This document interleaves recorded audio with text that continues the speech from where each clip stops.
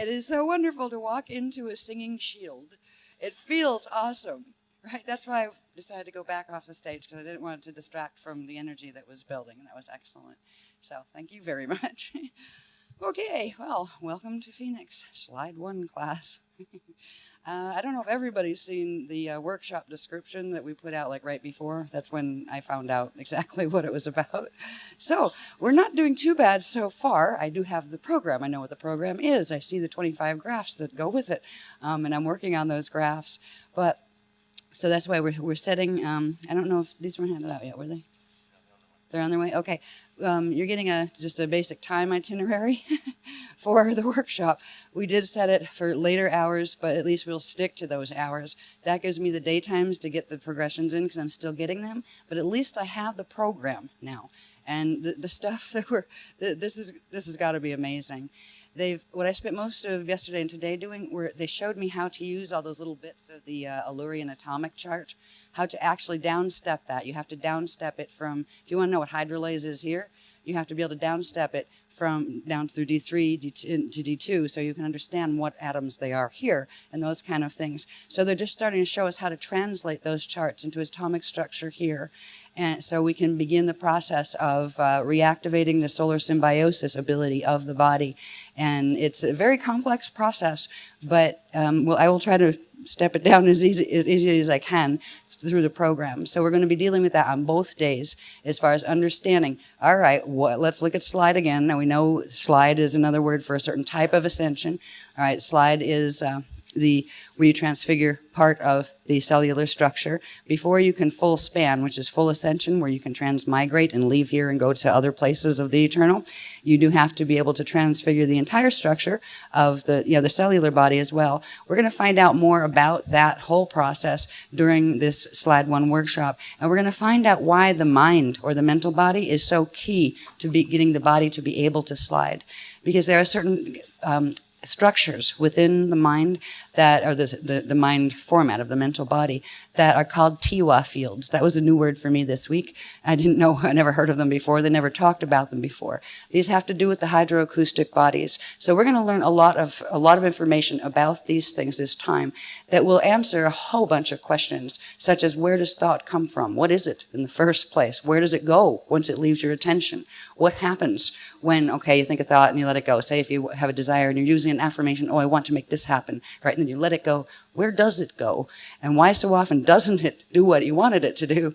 If we had the ability of direct manifestation, we would know how to simply feel a thing, think it, learn encryption, which means learn how to put an encryption to it, a creation pattern, a template, and then send it someplace so it would come back and step down into atomic structure. We're going to learn what that structure is about, what has been blocking it, and what the first steps we have to do to unblock that process. Because it is the same process that blocks thought manifestation that is responsible for the physical body dying and that blocks ascension. So we're going to find out some fascinating material. I'm looking at the graphs and things that are coming through. I'll get a few key ones done. I won't get 25 done in 3 days. No way, because if anybody's been here before, you've seen how detailed the graphs can be.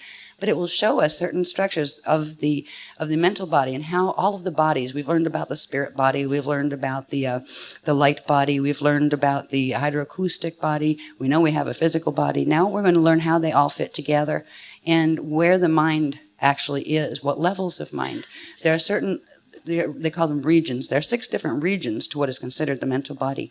And right now we're in a condition on this planet because the environment, the planet has a mental body too, that structure of the light body, and it has been harnessed. And because of that, ours are harnessed too. We'll start to understand how the nets have been working, what they do to thought, and not only thought, what they do to our bodies. And we're going to be, by the end of this, we're going to be shown some tools that will help us to make what is called a window, a mental window that will become the sliding door, right, where the body can actually go through. And it has to start with that window. So there are some technologies that are coming through. They're hydroacoustic technologies. That word will make more sense by the end of this workshop as far as what exactly is the hydroacoustic body.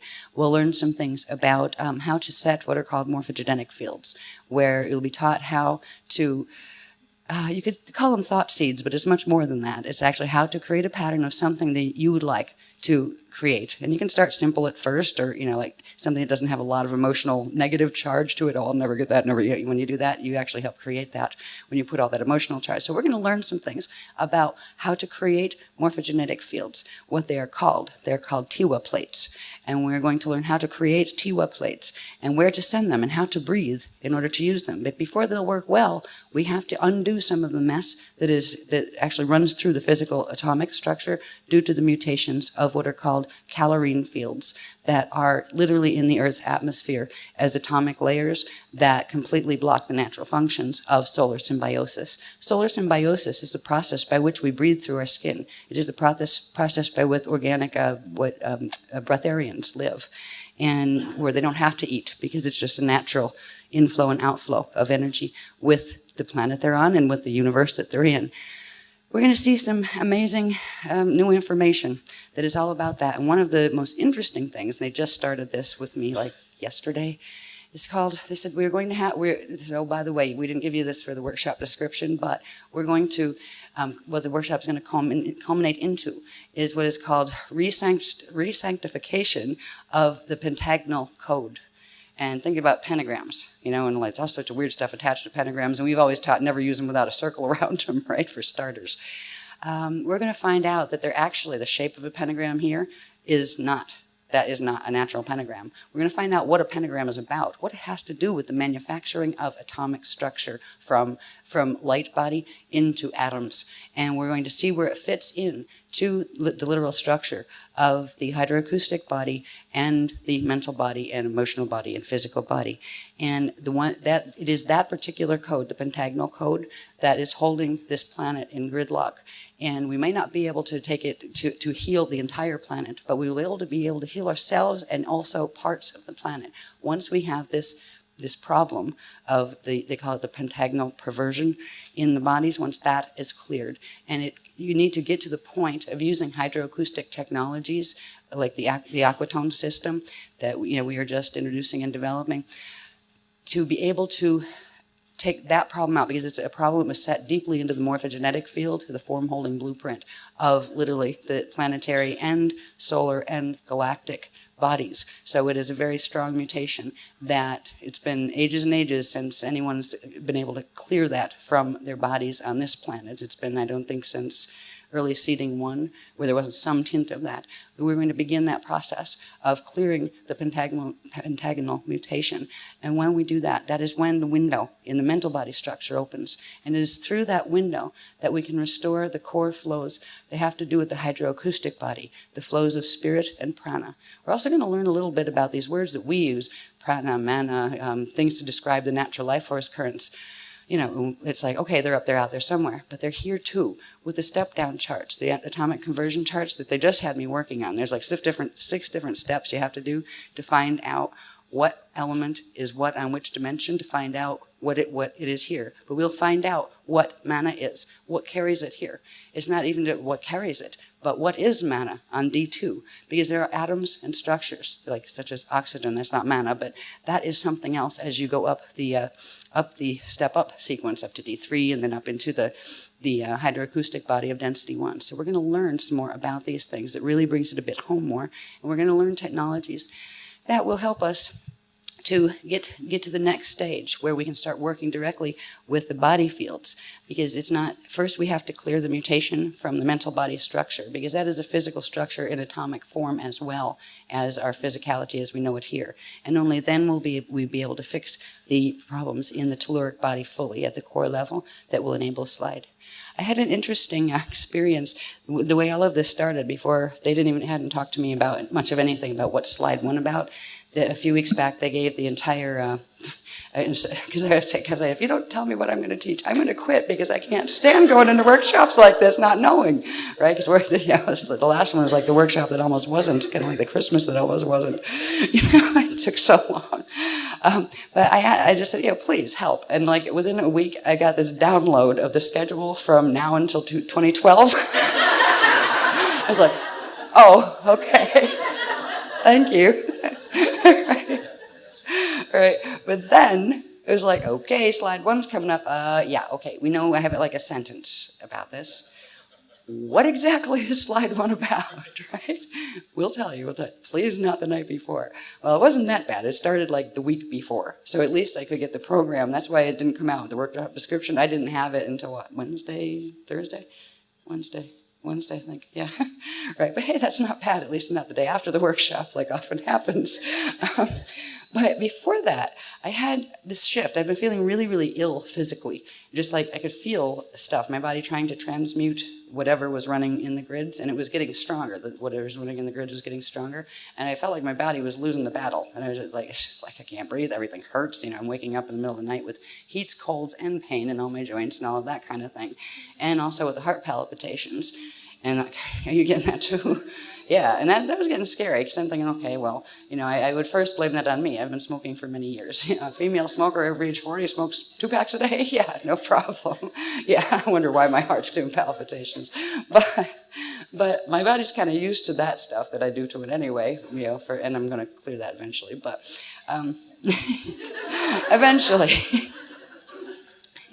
But I was just getting really, really depressed about it. You know, there was so much work to do, and it was getting to where every time I'd go on and start getting a heavy line, and the lines keep getting heavier as far as saturation of data and technicals and that kind of stuff. The heat wave would come in, I'd feel the heats, and then it would make my stomach turn, and I would get stabbing pain in my back and things where it was just too high of a line. So they did something for me, and I didn't know what it was, but I knew they helped. And the first thing I noticed was, it started when I was on my way, waking back up in the morning after I went to sleep at night. I found myself in this interesting space. I was like, I know this space. It was this, it's like looking down on your life. It's the place you go for review. And I'm thinking, did I die? Right? Did I die and don't know it yet?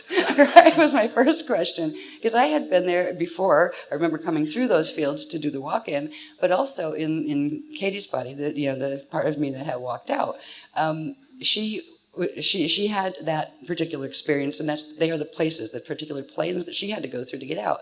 And that's when she had a near-death experience, and the body still has a cellular memory imprint of that very visually, like what it looked like, what it felt like. That was the place that after you go through the weird little tunnel effect, that it goes, and it's light, but not all like bright light blinding you, but you feel like, oh, that was all just a horrible nightmare down there. And it feels really good. And she didn't want to come back when she had the near-death experience. We had to convince her to come back and just to wait to grow the body enough where we could finish the walk-in, walk-out thing. But it was that place. So I really I remember finding myself, 3 mornings in a row, I found myself on the way back here, but you know, to wakefulness, but very awake there. And I just felt this most wonderful peace about the whole thing. And I could see stuff really, really clearly as far as what the work was about and what needed to be done and all of those kind of things. And it was like, oh, good, I want to stay here. Can I not go back to you? I was like, no. So the 3rd morning that happened, that one, I woke up and I felt a shift in my body, like the wave of peace from there came into my body. And kind of interesting. And I found myself the whole day walking around in that state of consciousness while being fully aware here too. That was really neat. Yeah. Yeah, and that was right around when I found my father too. My father died in '97, and I've not been able to find him anywhere out there, because I can usually track people and find out where they are and see if they need help or anything, or at least say goodbye, you know. And I couldn't find Dad, and they just told me, don't worry, he's in process right now. He'll be all right. It's like, great, where is he in process? Can't even say hi. It's like, no, it would not be good for him right now. Before I had those openings, where it felt like the opening came up here, like it was a very distinct feeling right up above the head. And right before that, I had this really strange dream experience first, where I found him, and he thought he didn't realize he had died. And there's a lot of people that get in this position, and they go into what are called review planes, and they don't realize their physical body had died. And it's like the matter state, because depending on where your consciousness is stationed, depends on what levels you feel or see as physical outside of yourself. And I guess it had been so traumatic for him. He had died of cancer, and quite quickly. And he had transitioned quickly and got into the review space. He remembered that he was in the hospital because he had a really bad car accident because he drank too much, and made him stop drinking because he was in the hospital a long time, but he got better. And then his employer liked him enough to not fire him. So he stayed working at IBM because he used to work at IBM when he was alive. And he just carried on. But he wasn't alone. He was in this place with a whole bunch of other people who were doing the same thing, which is really interesting, right? Right, and it was like a place different than that place. It was a place that still had all this tension, and he was still worried about not having enough money. He thought his daughter was off in Arizona going to art college. That's how he remembered me. Okay, right? And the way I had found him is the beloveds had taken me into this situation with the Katie part of myself. She's been trained as a way shower on the other places. So now we kind of get together and we, it makes it so we can do multiple planes simultaneously, where we can help on multiple levels. And they merged, she and I, so we could go into his hologram. And he was so glad to see that we'd come back to visit from art school. And we were trying to help him get out of here because he was still trying to figure out, he was afraid he was going to lose his house because he wasn't making enough money because the medical bills were too high, and it was still all very real for him physically. So they were starting to train me in how to intervene on that level. And there are sets of ideas, right, sets of beliefs that a person, if they transition over to the other planes, if they hold those beliefs, they will still materialize. And there are certain snares that make that happen in ways it shouldn't, that have to do with the net fields here. But there are interventions that are being done. And they had me do an intervention with him. And you have to do them carefully. You have to work within the paradigm of belief that the people have. If they're Christian, you have to use that symbology. If they're Jewish, you have to use that symbology. If they're Muslim, you have to use that symbology. Whatever. But whatever, they would understand the intent that you're trying to do. You actually have to. I remember we played angel once, like just choir angel in our early training. Just go back there and sing with the angels with the wings, right? It was in a Christian rescue drama. My dad was Christian. He was Catholic, but he was not. He didn't go to church or anything. And so we had to intervene, like, in a pair of jeans. And, hi, Dad, just came in to visit you from Arizona. How's art school? Pretty good. Oh, yeah. So, by the way, we're going to retire, my husband and I. You got married? Why didn't you invite me? I was like, and it's like, help, what do you say to that one? Like, oh, memory glitch here, there's going to be a problem, because you don't want to terrorize them. You can't go in and say, hi, you're dead. Would you like to go? It'll scare people, right? And they'll freak out, and it'll get even worse for them, right? So it's like, I didn't know where you had moved to, which was the truth, right? You have to tell them the truth. You can't lie in those interventions, right? And I didn't know where he had moved to for 3 years. Or no, it was almost 11 years now, actually. And he said, oh, it must have been when I was in the hospital. And like his mind, his memory was a bit fuzzy about that, because he felt that he'd just been in the hospital like for 3 years or something long, and he was lucky to have lived because of the car accident he had. And that's not how he died. He didn't die in a car accident, bless him. But so we had to work with him with this, and he said, well, why don't you retire with us? We're going to go someplace really nice, and you could come and live with us, and you don't have to worry about it. I can't afford it. I can't afford to go. So, well, that's all right. My husband and I, we have a secret. We have like a little business, and it supports us, so we can take care of you. You don't have to do that. And he's like, well, all right, but I'm going to wait. I have 2 years left to retire, and when I retire. Okay, all right.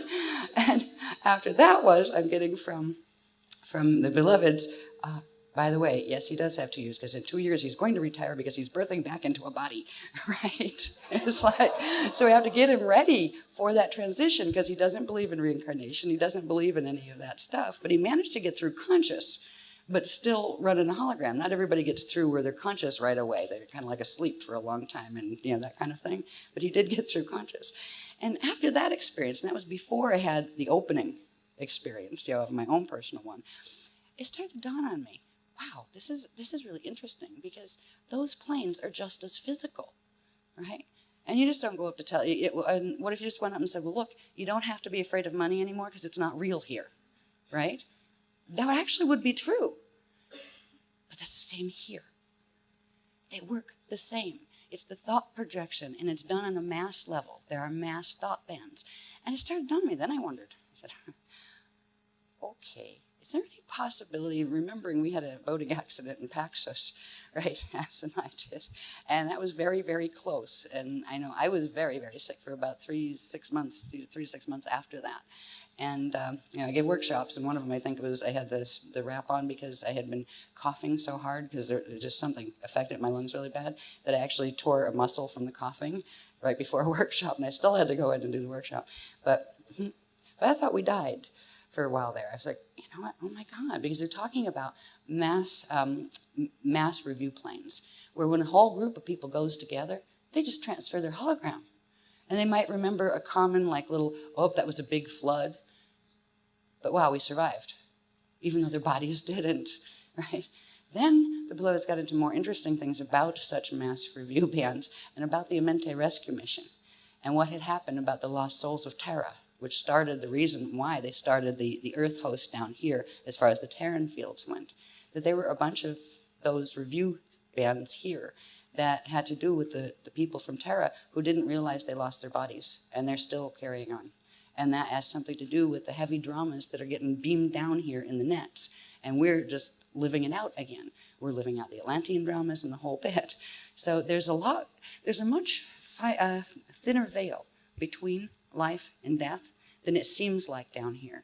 And we're going to be looking into some of that and what that means in relation to these Tiwa structures, what the structures are supposed to be like. We're going to look at the planes of the mental body, which have to do with the planes of the earth body as well. We've talked about planes before in relation to the earth with the vertical maps and those kind of things, where we showed where Aurora platforms were and where the Akusha platforms were, literally in relation to where the Van Allen belts are in the atmosphere, direct access to certain planes going all the way to Eartha and the Adashi temples. Well, there's other planes within these structures too that part of them are natural and part of them aren't. And what we're going to be doing is poking a window, a large window, a personal one, but also one for the planet that will clear through what are called the Cal fields. And they're made by the caduceus mess that we've talked about before. But they create an unnatural light structure called a calorine. Calorines are like a perversion of joules, that they measure, joules, calories, that they measure heat with, right? The heat stored in a body, that's how they figure out how many calories are in food and that kind of stuff here. So there are certain calorine fields that don't belong there, that are because of the net. And they control our bodies as well as our minds. And to be able to biologically slide or even mentally get to the point where, what's on the other end of slide, the first stop is called median Earth. That is the closest to ascension Earth. That's a part of Earth that didn't get pulled into the nets, that is still left. There's third quantum of Earth's fields that did not get pulled in to the net mess and the phantom mess and all of that. So in order for us to get there, even in projection, it's difficult. I've had some of the most difficult projections that I've had. I could get to Adashi real easy when that's supposed to be all the way over in M31, in the M31 galaxy, the Adashi temples, where we project through the platforms and we just go right over, and it's easy. When we try to do the median Earth ones, which are the local ones to get to where median Earth is, it's a physically manifest place too. It's been one of the hardest ones, just like you're moving through fog and you're trying to get there, and it's hard to hold the focus when you're there. This is because these planes that are not supposed to be there, the calorine planes, are embedded in between the structures that would normally allow for open flow between those portions of this part of Earth's body and that part of Earth's body. What we're going to be doing, and I still want to know if we're dead, all of us down here, right? I'm serious. I mean, the whole planet could be in a reviewscape. That is what freaked me out slightly. Oh my God, we lost our bodies and we just carried on. How many times can you do that? You know what I mean? Where, I died in my reviewscape, and then I went into a reviewscape, and then I died in my reviewscape. How long can you do this? I still don't know the answer to those questions, but I do believe we're considered the living dead. Then there's the dead, which are different reviewscape worlds. This is one that is straddling both for the moment. And part is going to go into the other, the ones where, yes, dead meaning you're cut off from the natural flows and you will not be able to get the ascension potential back. But you still keep going on, even if you don't lose your body immediately. But then it comes down to, if there's such a fine veil, what is this body anyway, right? If you have one of these in your reviewscape after this one died, it's very strange. There's a quality of matter that is there and here, where that actually feels more alive than this, even the one my dad's stuck in. It feels like a bit of a happier place, not terrific. But we're going to learn some of the answers to some of these questions through the structures they're going to show us about these planes. And we're going to open a window to the place that we're aiming for, which is the next stop. If you want to ascend off Earth, you got to get to median Earth, which is still a part of Earth. And it's much nicer there and a much higher frequency. And that's the place that is hosting. First you have Earth here, net Earth, and then going up you have the part that is median Earth. That was the original Amente Earth before it got twisted into net Earth and phantom Earth. And then you have Ashale, then you have Shala, then you have Eartha, right? That's the local ascension stack as far as the gates and how you get out. So they're going to start beginning to acclimate us first with the mental body healings that control the epigenetic overlay, basically, which controls the DNA on the D2 level. So this is why we need to work with the mental body structures, because it directly, the structures that don't belong in the mental body not only mess us up and make us feel like we're running around in circles down here and can't remember anything as far as how to ascend and all that, and giving us an artificial, it's like a review scape that's being generated through us that is not true, because it has there's certain elemental mutations that cause these. The calorines actually cause these distortions of consciousness. Totally messes up the body flows. That's why we don't have physical control over the body in relation to even healing it, and why it dies. But we're going to open this window, and when we open that window, we are going to be clearing. Literally, if you think of the DNA and you pull it out and make it pull the chain out so you can see it like it's a double helices. There's a coating on that called the epigenetic sheath. It's a chemical coating that actually signals different things to the DNA. Science is just finding out about this and starting to realize it's important because it seems to control the operation of certain genes. So it's not just the genes alone that are creating whatever in the body. It's how they're being, it's almost like if the genes were a piano. The epigenetic overlay is like the fingers, right? And where you put them will depend on what they play. And the cal fields in the net are controlling the epigenetic overlay. And it's giving us false mind issues as well, as far as things that aren't really, that are not natural, and all sorts of addictions and things. All of the addictions, be it food, sex, drugs, alcohol, any of that. And I mean food like the need to eat, right? That would be considered an addiction caused by the mutation. People don't go around eating things or each other in the ascended worlds. They're breatharians. They have their systems turned on. They don't need to. So the word addiction is broad spectrum in that regard.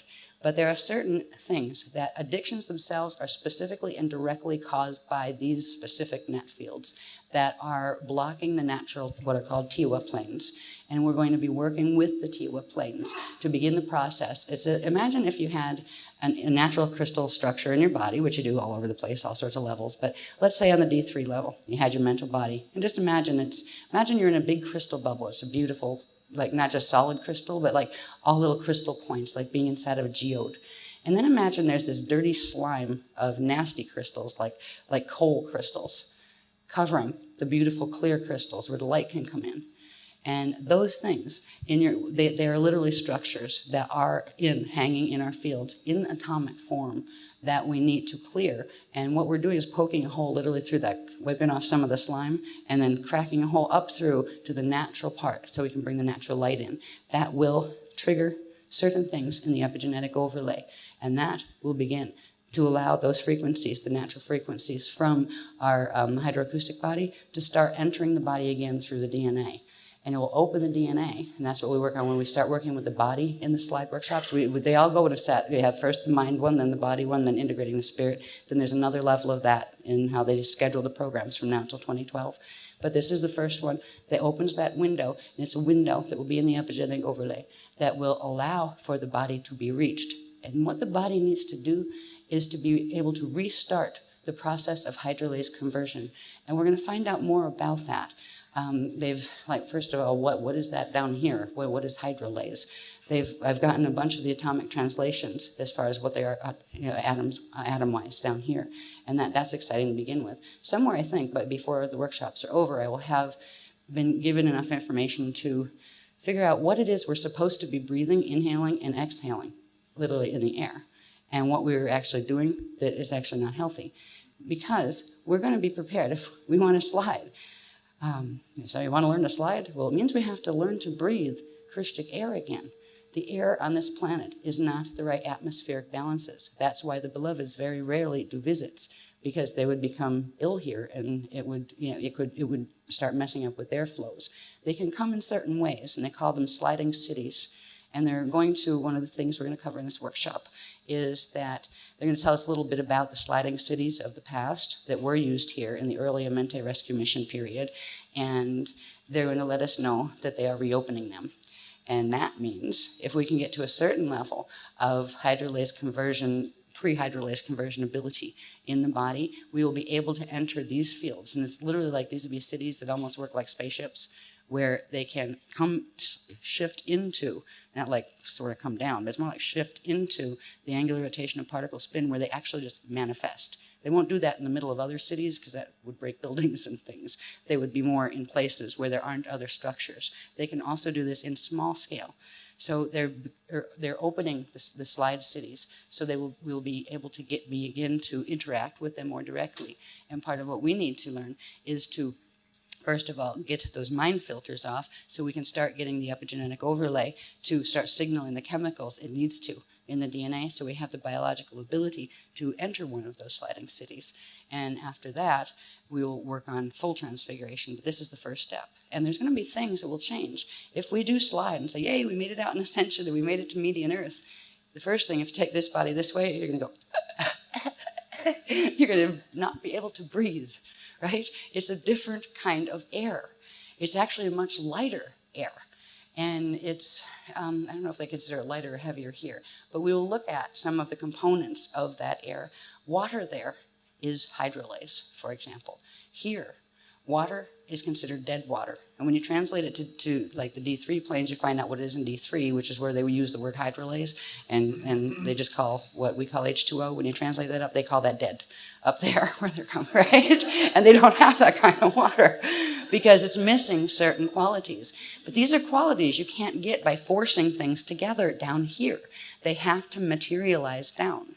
Within this too, we're going to learn some fascinating things. In the translation things, there's a lot of process involved with doing the atomic translations of, okay, on D3 it's this, on D2 it's this, right? On D1 it's this. So you know the etheric and the telluric and the atomic levels of what that particular substance is. But first they did the water bit, like showed me how to do that with water. Then they did gold. You know the old alchemist stuff about trying to turn lead into gold? Well, there was a reason for that. They still had little pieces of the stuff from the Atlantean days where the memory was still there about, yes, you could manifest gold, right? But by, you know, like doing stuff with lead and other things down here, you can't force it together, not natural gold. But there's a step-down formula that creates gold. The reason they told us that isn't so we can go, you know, go run out and make gold bars and manifest them directly. Not yet. No. You know, in fact, by the time we can do that, we won't want to be here anyway, and we wouldn't have to be, right? And you don't need to take money there because they don't use that form of control, right, over each other in their civilizations. But the reason they taught about the water, about the hydrolase and solar symbiosis process that takes place in the body, and about gold and silver and platinum, is because these things have to do with something that in the old Egyptian periods they called it white powder gold. And it had to do with Stargate passage. And it used to be a highly prized thing that sometimes the Leviathan races would kill the ones that could ascend because they knew they would ascend as soon as they killed them. And if they could capture this powder substance that would release onto the skin quick enough, they could then ingest it and trigger temporary gate passage in themselves. Well, white powder gold is something very specific. It is called celestolite. Celestolite, which is connected to the element we've talked about, we call it a transient element, celestaline, and the celestaline wave that moves through the body. What all of these together, this knowledge comes to, is basically how to turn the body back into a superconductor. And that is what is needed for Stargate passage. Turning it back into a superconductor is not going to happen by taking outside substances. It has to do with using the knowledge to open the natural, what are called tela fields. They have to do with morphogenetic fields, in order to bring back the natural processes in your body so your body manufactures those substances themselves. So it's not about popping gold pills, you know what I mean, to make yourself do white powder gold. It doesn't work that way. But they've been trying since Atlantis to figure out how to make the formulas, you know, and if you could steal some of the real stuff from somebody that you killed that was in the process of leaving their bodies, right, because you killed them. They used to harvest. It was terrible what they did in the Atlantean days. But it's getting exciting because it's bringing all the information that we've learned for all of these years now. You know, it's been 10 years since we've been teaching various parts of all this, but bringing it together to where it becomes a very real physical thing that you can understand. We can understand where we're going. We can understand what's happened here on this planet. As far as, you know, it's not all hunky-dory. You know, no, this is not natural. Just because it appears in nature does not mean it's organic. We can learn all sorts of things. They're giving me little bits of things, too, on, like, one of the perverted laws of nature that happens here that isn't actually a law of nature. And let me see, how is it worded? It's one of the main ones they assume here. Oh, for every action, there's an equal and opposite reaction. That is not natural. That is not normal. Not unless you have a biveka field, the two circles in the same spin. That's when it just keeps regurgitating, right? That means good is just as powerful as evil, and evil is just as powerful as good. It means everything's locked into a continual power struggle. It is more, how did they word it? They said every action in the crystals has a proportionally balanced reaction. Right, that's where you get 33 1/3 and 11 2/3. When you get like the masculine energies of the man A being or the man A, being 33 1/3, and the negative charge, what would be called female energies being the 11 2/3. It doesn't mean that one is better than the other. It means they're supposed to together create a power exchange that allows both systems to be to be perfectly balanced and be able to not perfectly balanced and static, but balance is like the tides in a perpetually moving universe. And it is through the perpetual movement that the spark phasing happens that allows the light body and the spirit body to work together to create perpetual cellular regeneration and atoms that don't die. So this is what we're moving into now, and it's getting one step closer to the physical. And interestingly, that step closer is the mind. So it will be the mental body structures we're looking at, but we'll be looking at a whole lot more. We'll also be learning to free the pentagram into its natural form, because without that, you can't get control over the physical body. And this is why it has been such a symbol of occult stuff, because this has been known since the Atlantean periods. The shape of the pentagram, as it is used here, is not normal. Right now, that's why we put a circle around it. It is the way it is manifesting here. And what it does, we'll learn during the workshop, is directly connected to how light turns into atoms. It is distorted, and its angles are distorted. It creates distortions in matter that literally block us off from our own hydroacoustic bodies. So we're going to learn the actual shape of what a pentagram is supposed to look like. And we are going to bring that shape back here and back into our bodies to clear out the perverted pentagrams. Because right now there are two main pentagram structures that are running our divided mental and physical and etheric body fields. If you considered you have just like your radial body around you, like a circle sphere around you, that has been twisted where you have a biveka instead, where it's cut half in the middle. Actually, and the bottom was put on reverse. That's why a lot of people, especially magnetic females, can tend to fill out in the hips when the reversal is picking up. It's like from here down. It's like, what? Right? I'm going through one of those at the moment. Because the omega code is activating this stuff faster in the grids. They're starting to spin these pentagrams in the bodies in order to drag us fully into what would be the caduceus fields. Because right now we're in a blended earth.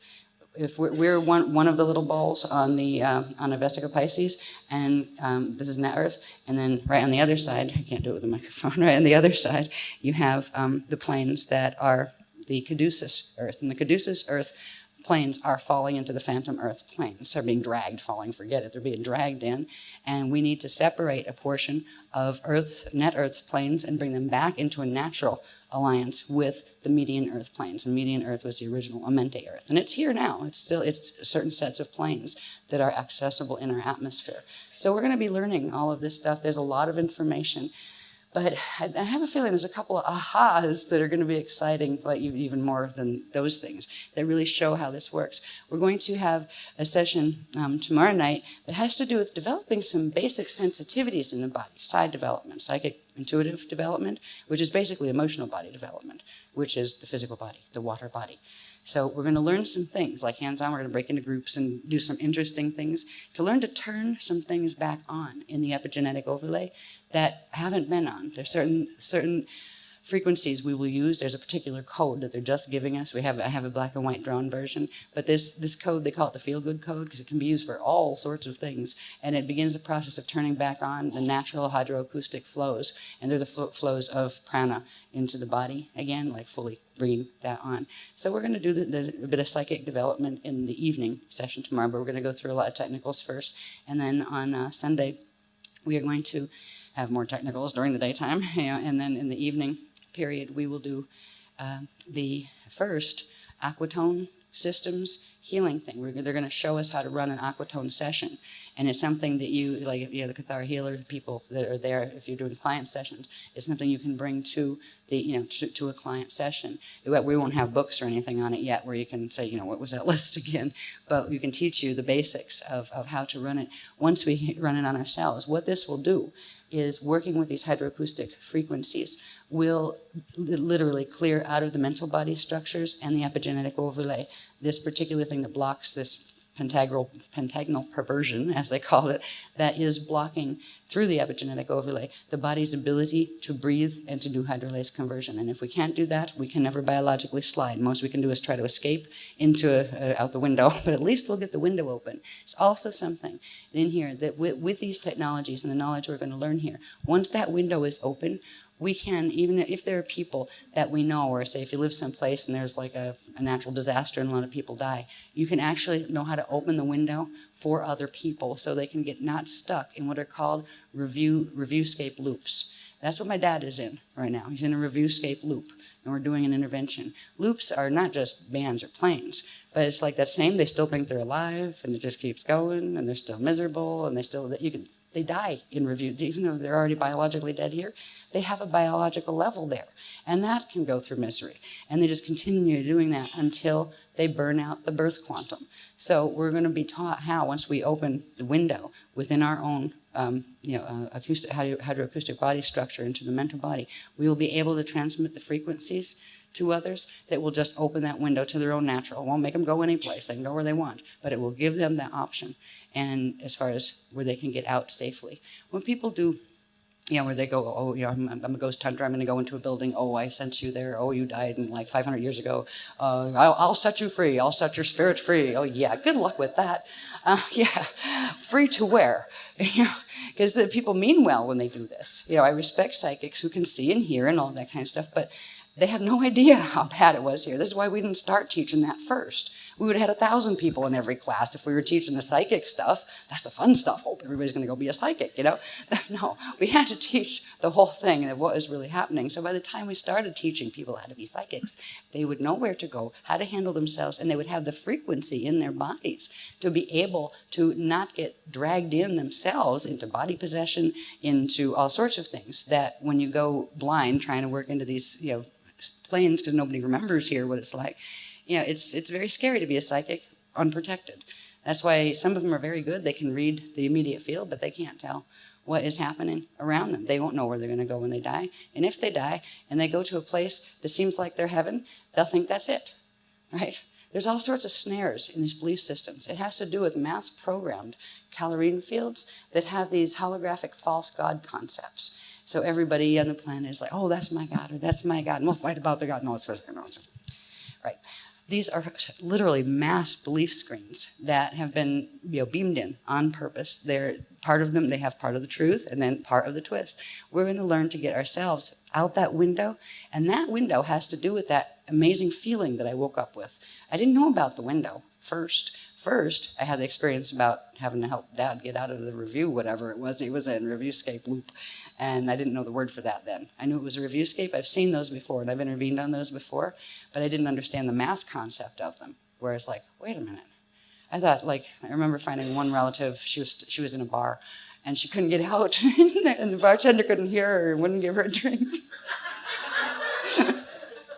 And I figured, oh my goodness, she got over, as spirit and just manifested herself as a holographic bubble with a bar, right? Because that's where she used to feel, she'd go and just like to relax if she was stressed out, right? Right? That one was easy. We just did it, intervene in somebody. First we tried to call her on the phone, and then that didn't work. A static got on the line. So then we had to go in and literally come in the door of the bar and say hi, and go and get her vodka and orange juice. That's what she wanted, right? And because the bartender could hear me, but couldn't hear her because she was slightly invisible to the bartender. Oh God. Anyway, Anyway, there's a lot to talk about, and there's a lot that I would like to. I would like to be able to bring you to those spaces. If I'm really hoping that you will experience the way I did, not so much my dad's dreamscape, but the feeling up over the head when that certain thing opens.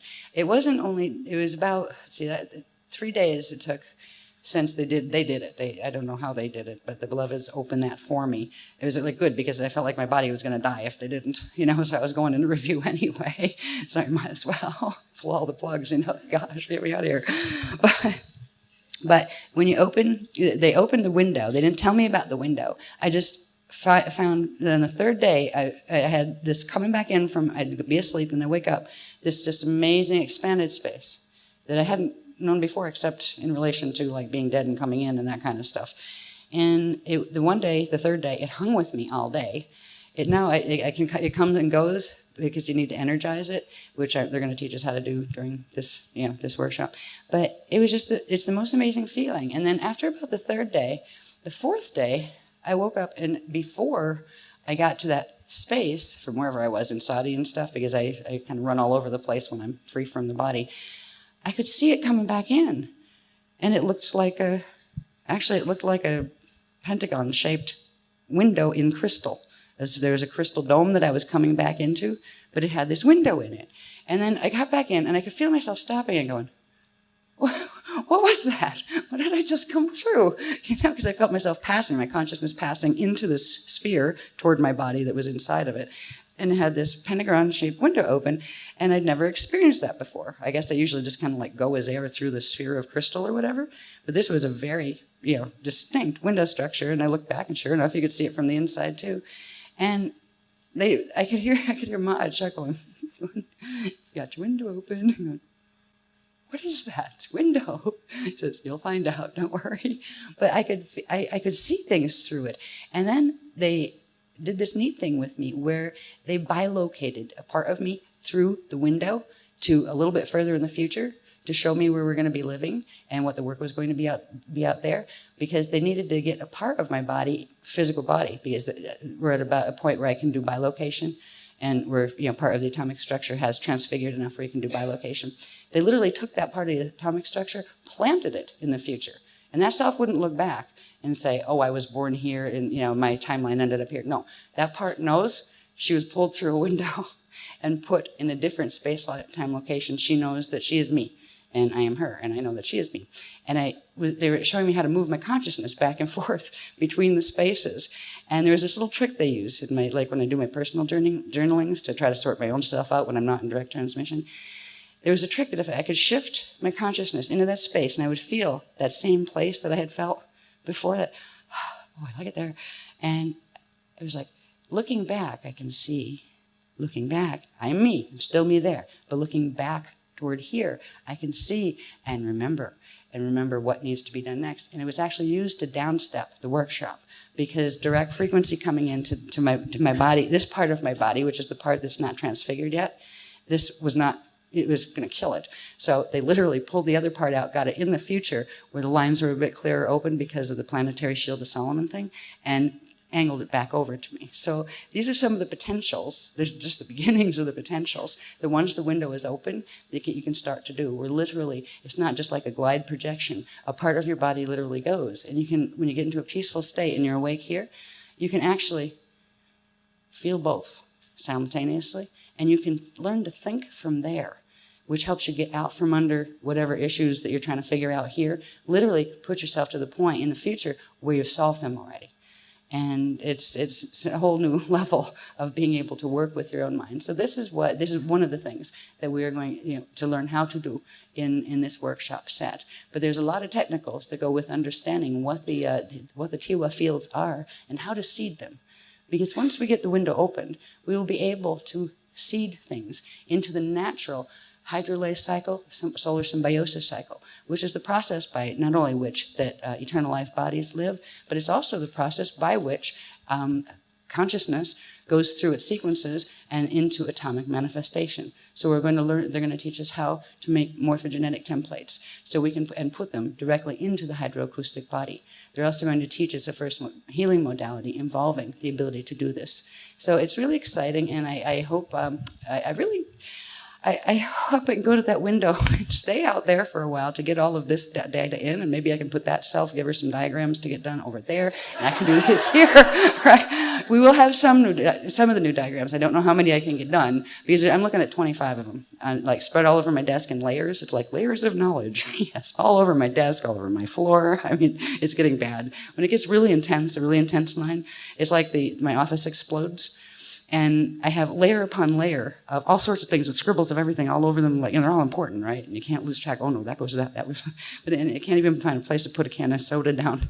Next, no, can't do that. Where'd the scissors go? Need to do a cutout. No, where? Oh no, can't find this. It's in that state, which means there's some really good data coming, right? When they give the diagrams. So I'll be working on those tonight and tomorrow during the day. That's why we'll be starting at 4 o'clock tomorrow, because I want to get as much of this in as I can.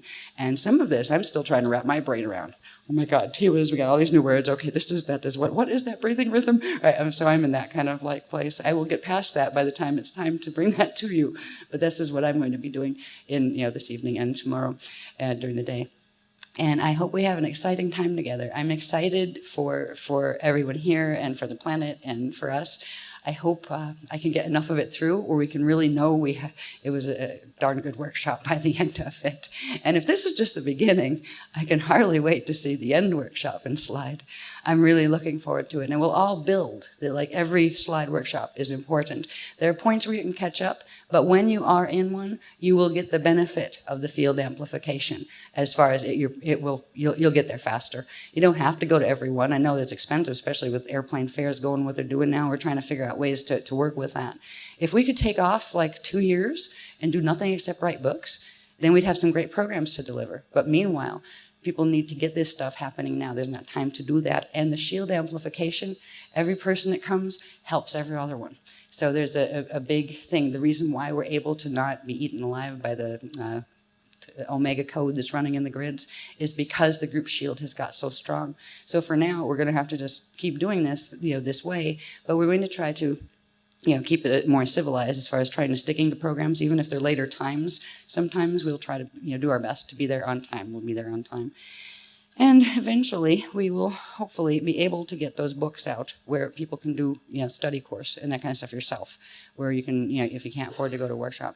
The way they structured these workshops, this whole set between now and 2012, though, is so if everybody couldn't go to every one, because that's a big financial commitment. You don't know where the finances are going in the U.S. right now. That you could come to one like the FOLs, or where you could pick up at least a shield activation of the ones you missed before. But some of them, you need to feel out which ones you feel most like you want to be at. If you couldn't come to all of them, which ones you feel the most for. Because some people need ones, the material most immediately that will be covered, say, in this one. Others will need the one that's covered in the next one. So just feel it out. There's no sequence of, oh yeah, well this will be presented and that's going to be old then.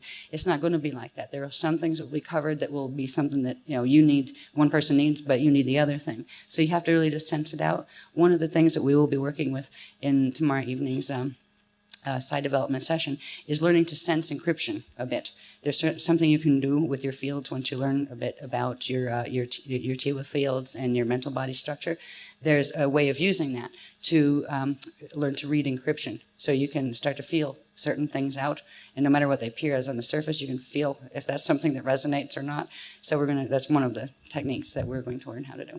So I don't know how long I've been going on. About 5 minutes. I'm right about on time, aren't I? It was 7:35 when we came in. I mean, I was amazed. We were supposed to be here at 7:30, and it was 7:34 when we pulled up in the parking lot. I was so glad. I was off to a good start, you know. Thank you all for coming. You got a question?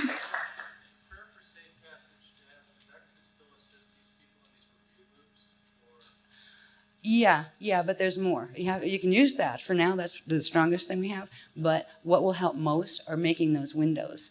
And once we get the windows open for ourselves, if you're interested in helping the people in review loops that have already, passed their bodies here, that you can ask the beloveds, the adashis, to, when you do the projections, that you would like specialized training, and you'll start getting it, first in the dream state, but you'll find yourself in them. That's how you start getting training from the inside. I don't think we'll talk about how the way showers training works. That would be way showers training. Those who are interested in helping ones who have got stuck in the review loops, it is considered a way showers training job. And there are other types of training. So there's other job positions in in the world of ascension. But it is a very noble one because there are a lot of people trapped there. One of the things, sorry, I'm just getting this, one of the things we will be doing in opening a collective window like we are, will actually be opening a big window in several of those review loops, so they will be able to get out, and the beloveds from above can also come and help them. So we don't have to worry about, okay, well, I have to be me today down here, and then I have to go and pretend I'm an angel, or what am I today? And you just use a persona that can help a person get out, because it's the only way you can reach them when they're tied in a mind knot, and the mind knot becomes a reality knot. It wouldn't be so bad if it weren't for the way the planetary fields are. That is what's causing the review loops. There would be review planes where you get out into that space and you kind of look back at your life and you can try this or try that again and take yourself back to when you were 4 and then take yourself back to, up to when you were like 90 and, try to play out things to understand. But then you would be free to go and you would be able to get yourself out and not loop and loop and loop. So these review loops of where a lot of the dead have, gone for eons here, we will be facilitating opening a large window. So in general, even if you might not be, any one of you might not be the particular way shower that comes in to get the particular person you're after out, but you will open the window so they can. And we're going to do it on a mass level. I have a feeling that means there's probably going to be some interesting things happening in the next 10 years that you would need large windows for. To get them out, because I think there's going to be some things involving water. I don't know why, but not huge. It's not like everything's going to sink, but I think there's going to be some turbulence, and there's going to have volcanoes and things like that. We already have those, but we're going to get those windows open so that other people on this planet will have the ability to get out. This is also something that connects to the Bardo rites for people who are not going to transfigure, but who are doing full, taking the body out in Bardo. They talked to me a little bit about a training that they used to do when actually there was a whole bunch of them from median Earth that died, and this is why I wonder if we're them down here or some of us here are them, because there were a bunch that when the Amente Earth was split and Phantom Earth was formed, and then the other part was split and not quite pulled to Phantom, there were people that were in bodies there and their bodies died. I'm wondering if we're in a band that is a review band, and actually we had lost the physical bodies there. There was a way that the beloveds would bring those slide cities in with healing temples, so they would bring them in, and the important thing was if they lost their physical bodies and didn't know it up in the median Earth level, right? They still had the Vibhati cell that we've talked about, and that original quantum was still stuck there. So they would be stuck. They wouldn't be able to ascend. So they had technologies where they would bring that back down. They would actually teach them how to reintegrate a lost Vibhati, that if you were in a reviewscape and you lost your Vibhati donated cell somewhere, you have to bring it back before you can release it and transmute it to get your original quantum back. So there's some sophisticated things that they used to do. But they did say that, no, we're not totally dead here. We're not like where the totally dead are.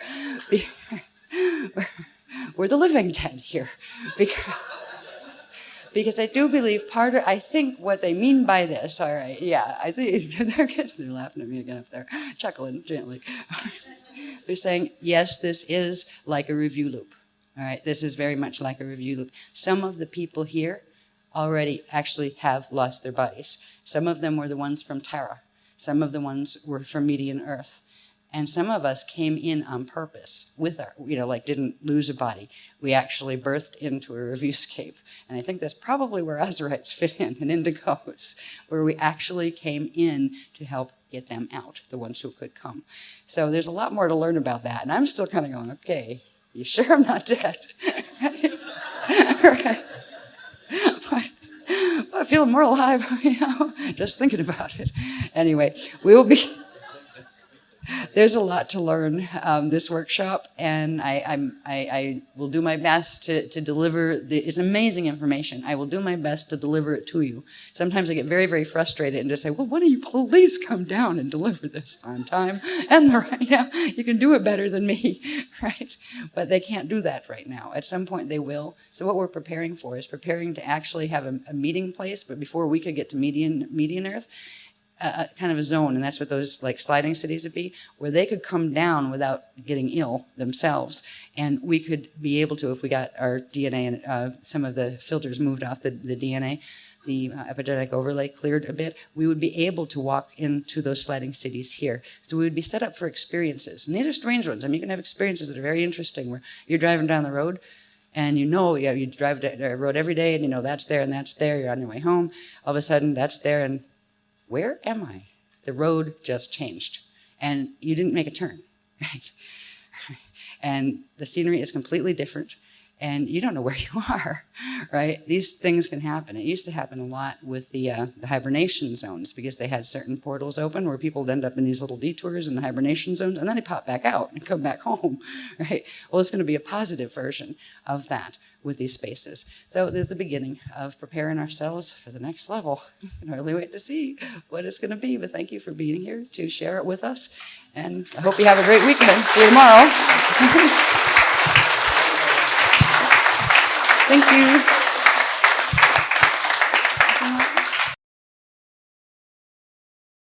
Oh, God, I've been on the computer staring into it, doing this stuff since 6 o'clock this morning, and I got 2 hours sleep. I went to bed about 4 as I was doing graph stuff all of that time. So it's been one of those transmissions. The Beloveds did say that it was going to progressively get easier as far as the time frames. I guess that's the distinction between the word progressively and immediately. I appreciate you being patient with this. I am just physically, I wish I could curl up in a ball and go to sleep somewhere for about a week. But when the wave comes through, I will be able to move with that and then, pass out later. So this is the information that we've got this time. What was taking so long on the computer today were 2 documents in themselves. Well, they're tiny print. They'd be a lot longer if they weren't in like 10-point type. But there were 2 key documents that explained processes that I didn't know yet either. I knew they existed, but I didn't know what they were.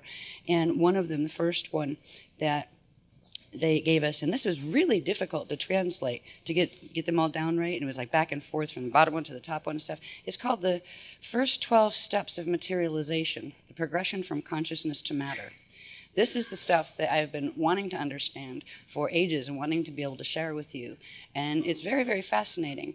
We were going to cover this, but to cover this, there are a few diagrams that I will need to show first that help you to understand the regions that we might be talking about, and just to get into where this process is occurring. So it's a fascinating process. And what's also fascinating with it is we have all these words that we've heard for so long, like hydros and ectos and this toast and that toast, right? They're starting to give the step-down translations. You'll have a sentence like, for instance, first hydroplasmic pre-matter substance. It is called hydros, and its D3 level is H2, hydrogen 2 hydrogen units. Its D2 step-down is O2, ozone, for example. Right? It's starting to plug in these things that we've been talking about for a long time, right, into what they actually are in the atomic structure here. But before we get into those, what's fascinating is understanding the process by which these things occur. And this is they call it the pentagonal transduction process. And that has to do with certain regions of our light body, spirit body, and Aji body structures that we've talked about before. If I had had all this information, like a month in advance, I would have loved to put it together a sequence of graphs that would have taken 3 days, just them. Remember what this looked like, remember what that looked like, putting all the pieces together. there's not going to be time to do that. And they said, that's not important. That stuff is out there. And even if it's your first workshop, the stuff is already out there. You can find it. And these are the next level diagrams that I will bring us back to one or two that we've seen before. So you see where these new levels of these body structures fit and why these are so important. These are the hydroacoustic bodies. And the hydroacoustic body is the thing that you literally, when you breathe, every time you breathe, you send certain currents up into that hydroacoustic body that carry an encryption of what your last perception this way was. The last perception coming this way is because when you breathe in, it sends currents of energy out, of consciousness out, and they do certain things in the hydroacoustic body. They lay the imprint of the last one you just had, and then they circle back through so you see the next moment. It's what gives us our hologram in time, and that when it circles back through the process of the pentagonal transduction, and that is where first it becomes light, then it becomes atoms, and those atoms will follow the imprint that was put in from before. This is what the Tiwa planes are about, or the Tiwa field of the Ajay body. The Tiwa field is literally an energy structure of the Ajay body where when you have an energy current going out from yourself, and it's not just out in one direction,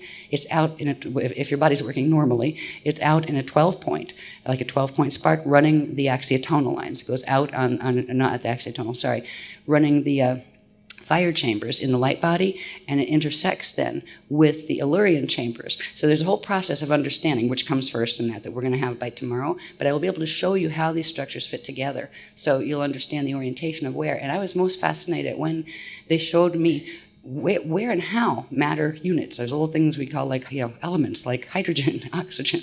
Where do these come from? We actually manufacture them. If our bodies are working normally, our bodies actually manufacture them as well as the Earth bodies and as well as star bodies. The problem with this planet is the planet can't manufacture them anymore. It is progressively been being killed, and these natural processes of transfiguration have been hijacked.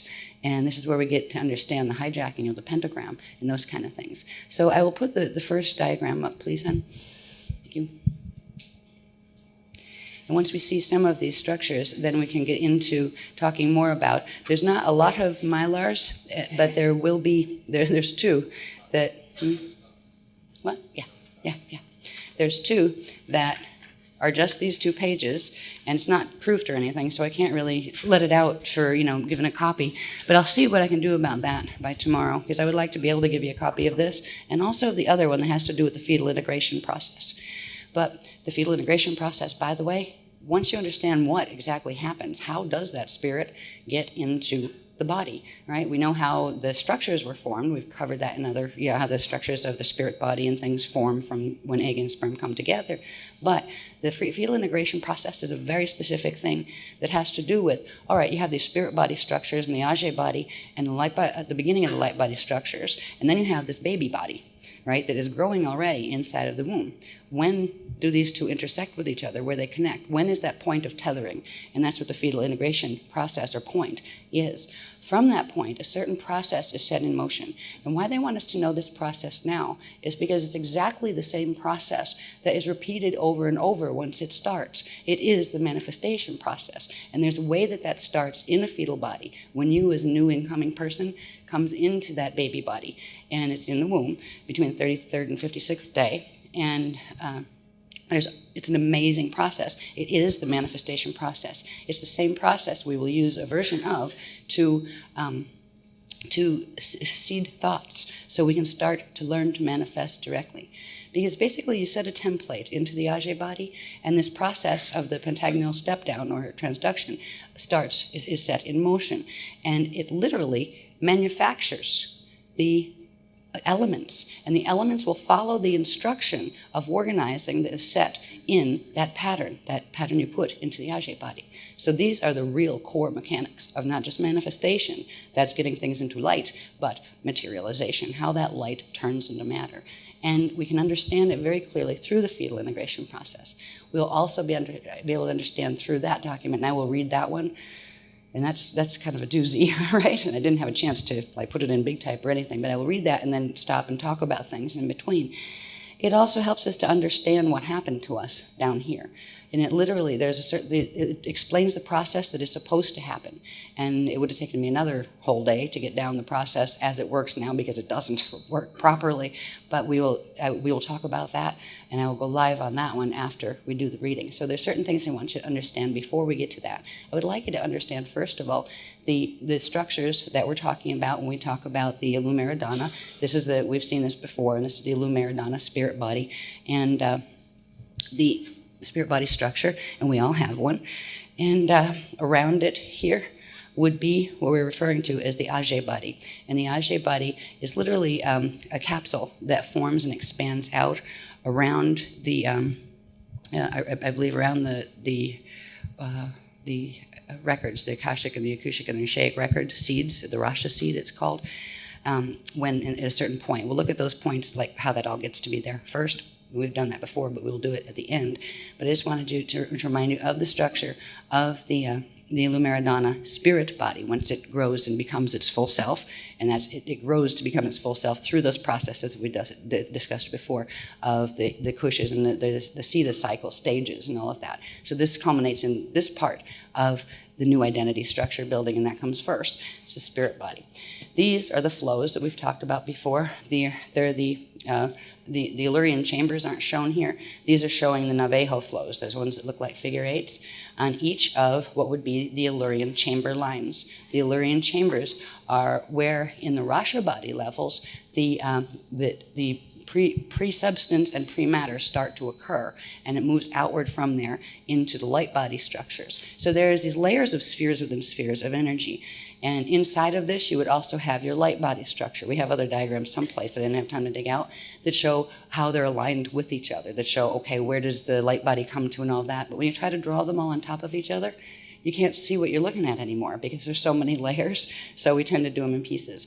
But when we're talking about the hydroacoustic body, which is the Ajay body, it is the parameter around all of the rest, and the rest grows inside of that. So we grow from the time of fertilization, this process of this bubble expanding around us, and then our light body structure, spirit body structure, well, first spirit body, and then light body structure, and then our more immediate consciousness structure of what's called the Vibhati sac. They grow inside of that, and that's all tethered to the fetal body that started with the point of egg and sperm coming together and what's called a Vibhati quantum, which was a quantum of energy donated by both parents when they came together. There is a spark that is created that creates what's called the Vibhati cell, and it's the donated quantum that allows the baby body to grow in the parent's womb and the mother's womb here. Men can do the two up there. Right, whoops. Yeah, I'm really tired, so if I'm like tripping over myself, sorry. But at the point of fetal integration is actually the point where the new spirit coming in tethers the rest of its body that already grew, the light body and the spirit body and all that, and the Ajay cell right to the fetal body. And that's the point where the parent quantum stops generating cellular growth. So literally what is growing the baby body while it's in the womb from the point of fertilization until the point of fetal integration is not the new spirit, the new soul, anything. It is the process of the parent donated energy from the Vibhati cell fueling cellular growth following the pattern that is set in the genetic code. And the genetic code is set in patterns called the biological time filters that are in the Vibhati cell. And that's how we get the filters of our parents, and they're passed on and passed on. So anyway, we'll get to fetal integration again when we get toward the end of this, but I would like you to understand a little bit about the fascination of how atoms or elements are formed. And it starts with understanding the basis of this structure, and that's the Illumeridana spirit body. There's other ones that show that you have the Hara body structures with them. Each one of these on the larger scale represents a vector line with 2 horizons on it. So there are 6 vector lines with 2 horizons, forming 2 horizons each. And they constitute the Illyrian chambers, the Illyrian elemental command chambers. We'll see in a minute, this structure is connected to the light body through the structures of the what are called the fire chambers. They are a version of these lines that run in the light body structures, which come later. So the spirit body and the Ajay bodies are the bodies that come first, and they are your most eternal self. All right, that is where your most eternal consciousness lives. And the light body grows, just like the physical body grows, as that consciousness steps from here into those smaller structures within the Ajay cell. Next one, please.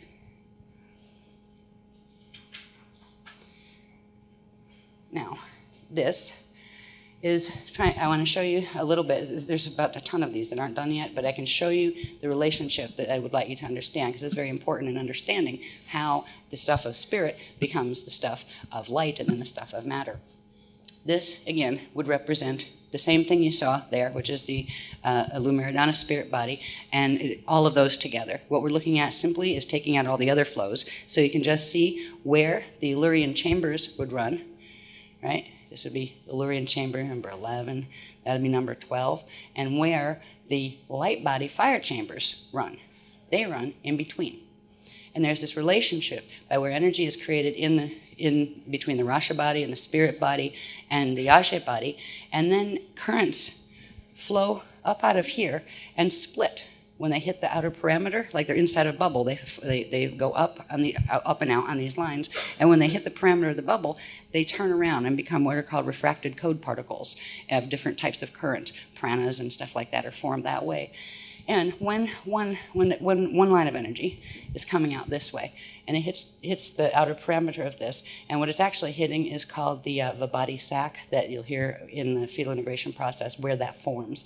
It forms, after as fetal integration is occurring, but it will split, and part will go this way, and part will go this way. So these Illyrian chambers feed the fire chambers on each side. All right, that goes all the way around. So this one will feed these two, that one feed these two. So you start getting blending currents happening in the light body fire chambers. This is important when it comes to understanding the elemental charts, because each one of these lines, we've talked about this when we did Rasha body training, each one of the Illyrian chamber lines has specific codings for 12 specific elements. So you get 12 specific elemental families, and they are the first 12 elements that are on the atomic charts, from hydrogen all the way up to magnesium, I believe, magnesium, number 12. And then they create children, all right? So you have the 12 elemental families, the first ones. One would form on each of, first their pre-state forms in each of the Illyrian chambers, and then they combine and bring their currents into the fire chambers and combine and progressively step up into matter to become the simple elements that make the ones that our scientists can find here. So if we can understand the simple part is this exchange between the fire lines. Something comes up out here, Illyrian chamber, and then it splits and feeds both of the fire lines on either side. You start to see how the currents start to blend, right? This becomes important when understanding who's on first as far as what elements come from where and how can you step them down or whatever and understand what they can be here, right? There are 3 levels to the structure of the light body, the one density level light body, all right? You have your Ajay body around it. You actually have the Ajay body around the, you know how you have your density 1 level self here, then density 2, density 3, and density 4, then you actually have your Ajay body out there. But there are smaller little Ajay structures that are around each density that separate the densities from each other. So that is where our density 1 currents bounce off from, all right? You can also open those currents all the way up to the full level, and that's what we're going to be working on doing. But as far as elementals, the elemental structures of literally elements like hydrogen and things are formed through this interchange with these chambers. But to find out, like, once you can list them all out on which line carries which ones. That's the first part. I have charts that I'm working on just with that. I'll show you in a little while where it's going to become an amazing chart that shows all the lineups of how you can translate. And once you have that into other charts, you can actually translate any of the elements here. You can find out which one they came from, which means what are they on D3, what are they on D1, so you can find each level of them. Once you know those things, there's something that we'll talk about tomorrow that's called the elemental alphabet. Once you know who's who and who made them, you can start calling on the parents, which are the parent elements that created them, and literally working consciously with those forms of consciousness, because they're not just thingies, they're conscious. And the procedure of this, the 12 steps of materialization, show how, if anybody ever doubted that atoms are conscious. This shows you how the translation happens. It started with consciousness. They're made of consciousness. They didn't become unconscious in the process of becoming atoms. So our matter is literally alive. It can die by being cut off from these breathing processes, because the processes of the entire light body, spirit body, Ajay body, and physical body structure are intertwined. When we breathe, our heart rate and all of that has to do with the circulation of the currents that are formed in and out. And when those currents can't go in and out like they're supposed to, that is when we become finite, when our matter cannot self-regenerate anymore, and when we progressively die. The fetal body will die. So we're going to understand first a little bit about how we got the atomic translations that you'll hear here and there through the workshop. And that helps us understand about the water. And we'll get to the water too. That has to do with understanding the water is why they gave us the 12 steps of materialization. So we see where this fit in the sequence of how things come into materialization, why water here is so important, and why water here, the way it is right now, is considered dead water, and how to bring it back to life again. So without understanding these basic things that we're going to talk about, it would be very vague as far as trying to put together how exactly does that work. So I wanted to show you a little bit about what I've been actually suffering through for the last 2 weeks of trying to get these translations. It starts with understanding the lines, because they didn't just say, oh, here, write that down. No, they said, here's that chart, here's that. Now, do you want to know what the D3 level, if this is D3, like they gave us the formula a long time ago for hydrolase, but on D3, which was H2O2 He3, right? But what is that here, right? There's a step-down process that occurs. And to translate, the translations take quite a while for even one. It's amazing what you have to do with 3 different charts and who's the parent and what line is that on, and if it's line number this on D2, which means it's line number this on D3, but then there's also D1, so it means it's line number that on D1, which would be the etheric level. You have to line all those up. Then you have to count up on the atomic chart what all right, say you're in the hydrogen line, right? I'll show you the charts in a little bit. As far as we've seen them, I've showed them briefly before, like our version of the atomic charts, where you just have like 1 through 12 going across the bottom, and then 13, 14, 15 going across in a row of 12, and you have 12 lines going up. There are 144 natural occurring elements. But you'd have to go find out what line it is on. Say it's hydrogen, right? So you know you're looking for hydrogen here. Then you have to find, okay, what number? If you're looking for your number, say 70, whatever that is, you'd have to find 70 on the chart, trace the line down to see what its base element is, right? Count up how many that was. That would be child number 1, child number 2, child number 3, all the way up, and translate that first into D3, then into D2, and then into D1, or even just down to D2, just to get the D2 translation. And then you have to, if you have a complex substance, even as simple as H2O, that's a couple of families. That's not just one, like H, right? So you have to go find, all of them, then plug them in together to find out what they really are on each level. So it's a fascinating process, and it begins with understanding how the elements form in the first place, from the Rasha body levels and the spirit body levels that carry the Illyrian elemental chambers that split their currents and bring them into the fire chambers of the light body structure. And it's in the fire chambers of the light body structure, and in relation to its connection to the Ajay body structure, that allow for matter to happen. And it does happen through this process, and we'll describe the process a little more. If we can think of, I haven't had the time to draw the circles, oh, this is where the light body stops, and this is where that stops. But this, again, would represent, out here, would be like the Ajay body structure. Out here. In here, we have an interesting structure of the light body itself, the levels of mind. Right? Where is our I amness? Where does our I am conscious come from? Our ego, for example, the part that looks out on 3D. What are those other levels of consciousness? Even just in density 1, the structure of these bodies, of the light body parts that are connected into and exist within the Ajay body and the spirit body construction. There are levels to each of these. Wherever you see these little hairy lines, right? All right, you'll also see they're connected to dimension numbers. Here we have where D3 mental body structure starts, what we consider the atmic plane of the mental body, right? That goes down to D2. In between here, you have this little fuzzy line that indicates it's actually at the 3.5 level. If there's 12 subfrequency bands in that one dimension in D3, that would be at the 3.5 subfrequency band. This is the place where certain things happen in the relationships between the light body, the spirit body, and the Ajay body that consciousness flashes on. And this is where you get your I am presence. This is where your Iran stream of consciousness continually reawakens itself. Why you're still, it happens so fast that you see a continual stream, even though you don't notice you're flashing off. Because our consciousness goes away, comes back, goes away, comes back, right? And we have a continual stream of consciousness because of the body filters that are in that cell that we inherited from our parents.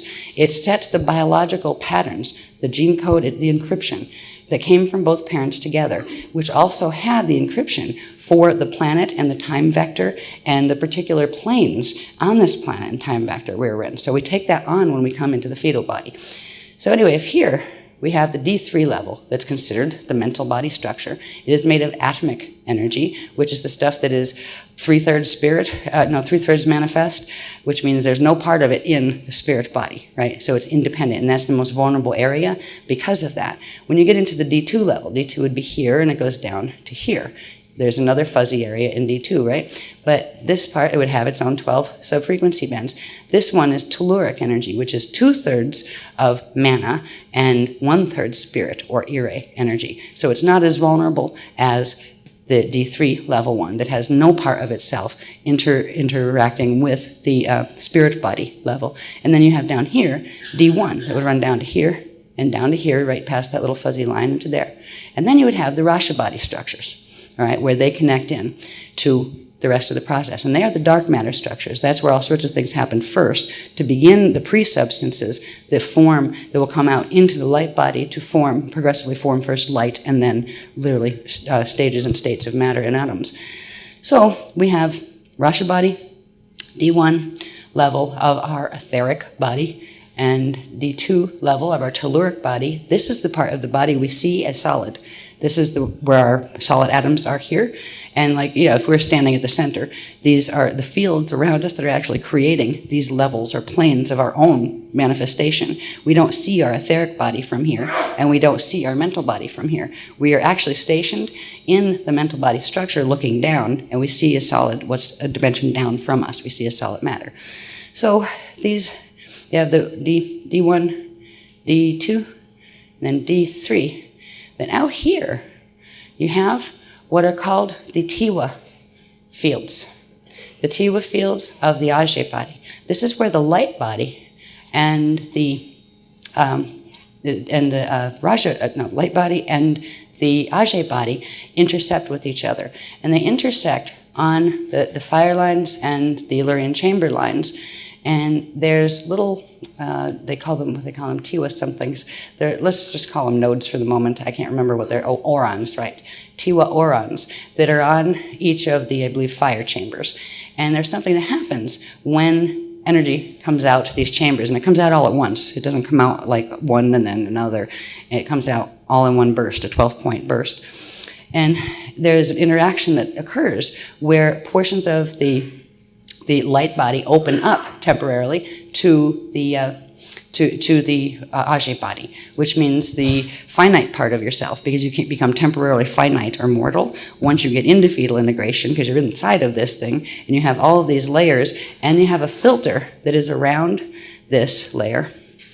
All right, that's around right about here. There's a filter called the Vibhati cell, and sac. That is a sac that grows outward. You get your consciousness into the fetal body, and then you actually expand outward. So you're expanding the Vibhati cell layer around you, and it expands out with your light body. So it gives you literally a filter, a spherical filter that holds your parent program in there, and that is where your thoughts go.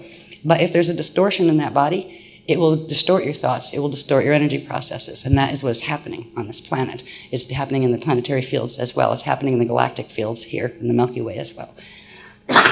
Excuse me, sorry about that. Okay, now I'd love to have all the words on these, but I'm just trying to do it from what I remember so far, because it takes so long to make just even one of these by hand. It drives me crazy, but I get there. And some of them are so detailed, I couldn't do them on computer. I just don't have the computer skills or the time to learn them. Anyway, we have the D1, the D2, the D3, and then here you have the Tiwa fields. And the Tiwa means, what does the word Tiwa mean? It means transfer and turn back again, or to transfer and turn around. So this is where the energies turn around and start interacting with each other to form the other currents. It is literally the area of the Ajay body that creates the currents that become the matter currents. So when we talk about Tewa fields, we're talking about the larger structure from here. You got mental body down here, and the Tewa fields run up, really from here to here. There's the lower Tewas and the upper Tewas. And it's past this point, which would be the 6.5 subfrequency band in the Tewa field, that would be free from the direct interface with the light body. So that is where like pure, like your pure spirit consciousness is. What's interesting about the Tewa capsule, not Tewa capsule, but the entire Ajay capsule, is that that is your immediate source consciousness field, your little source consciousness field. You came in from somewhere. Your consciousness came in as a stream of energy following a particular path to form this Ajay body around you, and there was a quantum of consciousness that was put in as yours, and that consciousness progressively steps down and into, first of all, the fetal body, and then grows the body outward. So when you're growing, when the body is growing from the fetus all the way through, it is taking the energies that first came into the core and into the Ajay body, and then spirit body, and progressively bringing them in to expand the form as you bring what was in the Ajay capsule into full embodiment. And the idea is to then transfigure the atoms, clear the Vibhati filters and the Vibhati sac, and then you have your Mashaya body through transfiguration of the atomic structure. But that process is not working here. That process isn't working because of the distortions that have been put into that distort the Tewa fields. And we'll talk about what the distortions are later. I'd like to show you first how it's supposed to work, because this is what we're aiming to going back toward, is reestablishing these natural flows. So you have Tewa fields out here.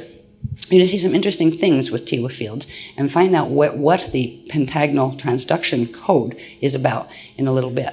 But I also want to point out these little fuzzy bands that run from, so if D2 ends here, it means D3 starts here, right? So this would be like the D2 first subfrequency band, second one, third one.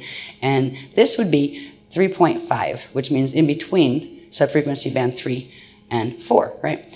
And that happens on each one of them. This would be the 3.5 level of each of those bodies. That 3.5 level has certain interactions between the currents that are flowing up and down the Illyrian chamber lines and fire chambers that literally create that spark of I am consciousness, that I am aware, right? Repeatedly over and over, that gives you your eon stream of consciousness. And that means for each of these levels, there is an I am. We call them the I am bands, because this is where the levels of your mind actually are. You have the I am ego. It would be this one that runs in the D. It actually runs right above the D2. And you'll see in a little bit, I don't have all the diagrams done, but it shows how in between these, you actually get where the energy bodies form. So these fields are like the electromagnetic background that certain other energy fields that form a smaller version of your Huva bodies that are around you, that allow for, they're like matter clouds to form, so your atoms can come together and physicality. But what I want you to understand first is these are like the EM fields, or the background fields that matter manifests in. And you have a level of it on the D1 level, your etheric level. You have the D2 level, which would be the telluric level, that elemental level we see as matter manifest here, and the D3 level. Now you'd also have a set of these bodies expanding out bigger and bigger and bigger, one for each density. This is just one density level of the body structure, the density 1 level.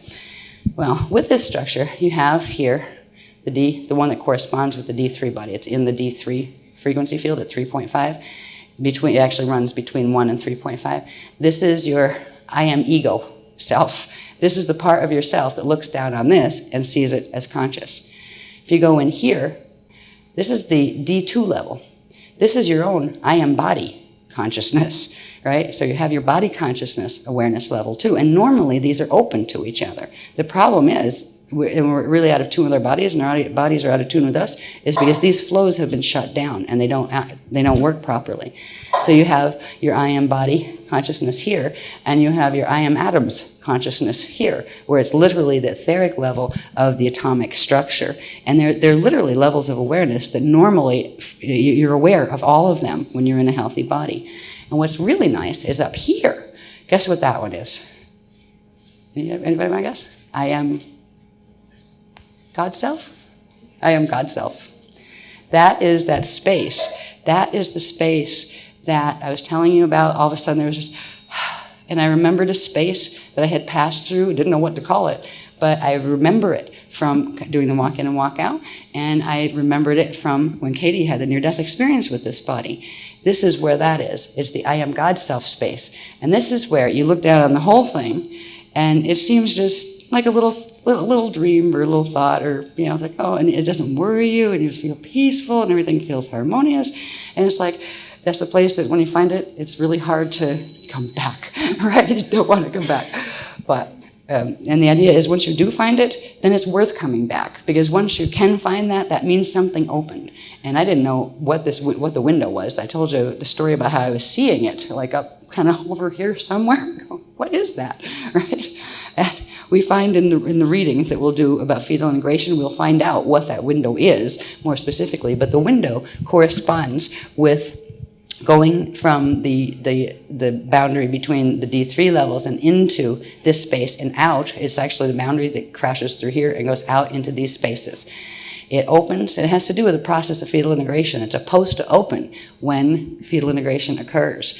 And the problem with our bodies, they are mutated from the point of conception on, because the parents carry the mutations, and that window does not open. And there's things that correspond at the core, in the core, that do not open either. So literally there is a finite quantum of energy that we got into our spirit, or into our Ajay bodies, grew our spirit bodies, and then at a certain point the process of integrating those was cut, where certain things that were supposed to happen that would open all of these flows did not. Instead, only light body flows got opened. So literally the spirit currents of prana can't come into the body. It's a horrible thing that was done here. The more I see of it, the more I just want to bite. You know, just, I know, forgive him, I know, gotta love him anyway, I know, how could you let them do that, right? You know? But, yeah, I'm working on that stuff.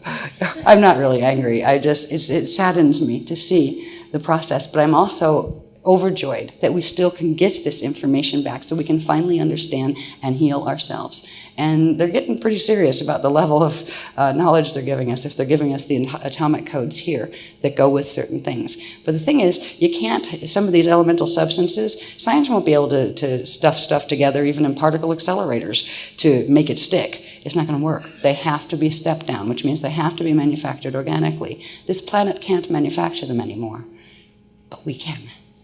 And that's why for many eons there has been Azurite hunting and hunting of indigos by the fallen groups that wanted to continue controlling this process here, because we do carry gene codes, and the collective shield has the ability to open the windows within our own self and get those flows back on. And if we do that, we will be able to pass it on to others.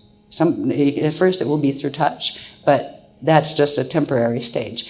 Otherwise, it will be just through direct thought-to-thought communication. It also allows us to open the Bardo chambers. It allows us to crash through a hole in the screens, the net screens that they have, where we will be able to get people out on Bardo. We will be able to get people out on Ascension. We will be able to eventually slide, even with our molecular structure. And if you can't slide, if your body is crashing out underneath you, you can still get out, because there's a natural Bardo process. All of those require that window to be open.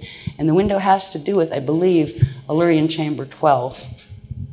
And it's connected in up here, and it connects into the fire chamber, or whatever's on the other side of that. That's one, and I think that's fire chamber 12. Yeah, I can't see the numbers well from here, but it's up here, and it runs from here to here. And it is actually a pentagonal window. There would be a pentagon-shaped thing. And I'll show you where the pentagon-shaped things come from in a minute. But that is the window that we are going to be opening. We'll read more about it in the manuscript, because they can word it better than I can. But that I at least finally found it. Ah, that's what that is. Neat, you know? So it is a pentagonal-shaped window that comes from up here. It connects to a door. that exists in the body, that exists in the seed atom, that is supposed to be opened, and that wasn't opened in fetal integration either. Our bodies never had these flows opened. We've been able to work with light bodies and start to get a little bit of the spirit body structure in as we were working with the Rasha bodies, but to have it all the way open to the Ajay level, we have never been able to do that yet. That's why we had to build up over the years all of these technologies to work with each level until we could finally get to this one. And there is a very special something that is called the eternal water seed that is the spark of consciousness, and I mean the start of consciousness. It is an atom, and we were born without that atom because of the mutations here. We are going to have the opportunity to get that back, and they're going to do it sometime during this workshop. I don't know, tonight or tomorrow, but I had no idea about that part. That was part of the stuff that came out. That's why we had to hold it up to get this information in, because I didn't know it either, right? So we'll start with opening a window that later becomes a door, and in that door, there is the eternal water seed, and that is the seed that links directly through to the hall of record, your own hall of records that are part of the spirit body structure, and into the Ajay core. And this allows for the turning back on of the natural flows that would normally go between the Illyrian chambers and the light body fire lines. So it is the beginning of being able to breathe again on an atomic level. And that is the first step. The reason why we have to start with the mind. Before we can prepare the body for slide, we have to prepare the mind, because this is the mind. This is the structures of it, right? We have the D3 ego level here. We've got the body consciousness. We've got the, you can call it the atomic molecular consciousness and the etheric. And we've got the God consciousness level. These are all structures that are controlling. The third dimension level on each one of them is the one that is connected to, in each of the densities, is the one that is connected to the Tiwa planes. And it is that one that controls. The Tiwa planes are where, when you breathe a pattern out, it sticks and it forms a morphogenetic field for what the atoms will do through the fire chambers and how they will manifest when they come down. So the Tiwa planes are the most important. They control a couple other things here. There's little bands at the 6.5 level. I don't have them marked here, I just got them dotted lines. But each level, just like it had a 3.5 level where the I am happens, it also has a 6.5 level. And that 6.5 level are where there are smaller filters they're like little versions of the Tiwa planes. And the one that goes with the D3 one, they consider this one. All right, so the one that's up here in the main Tiwa planes is considered the corresponding one to the D3 mental body.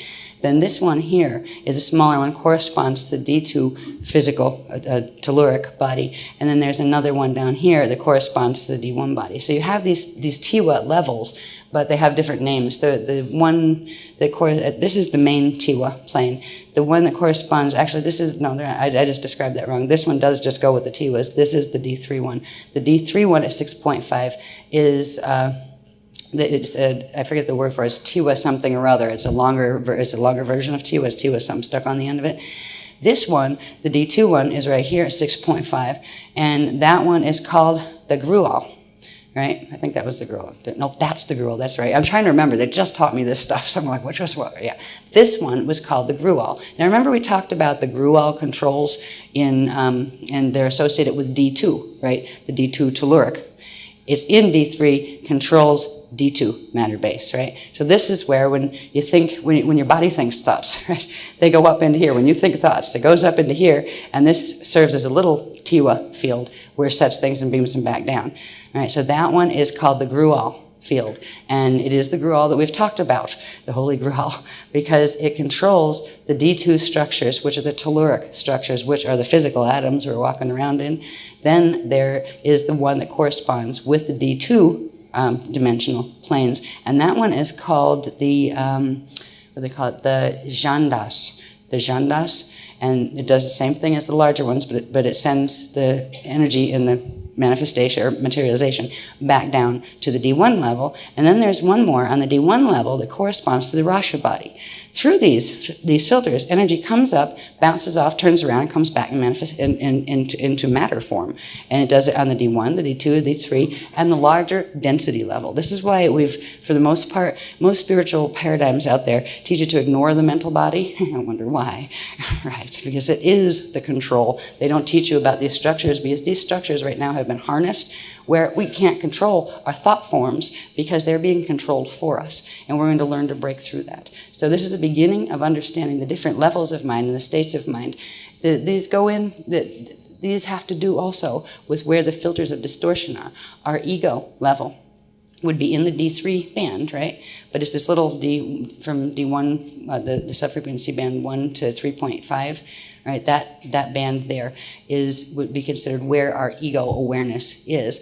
And the ego is the awareness that creates the epigenetic overlay, that chemical overlay on the DNA that signals genes to tell them what to turn off, what to turn on, and how to sequence. So that is the control for the biological processes.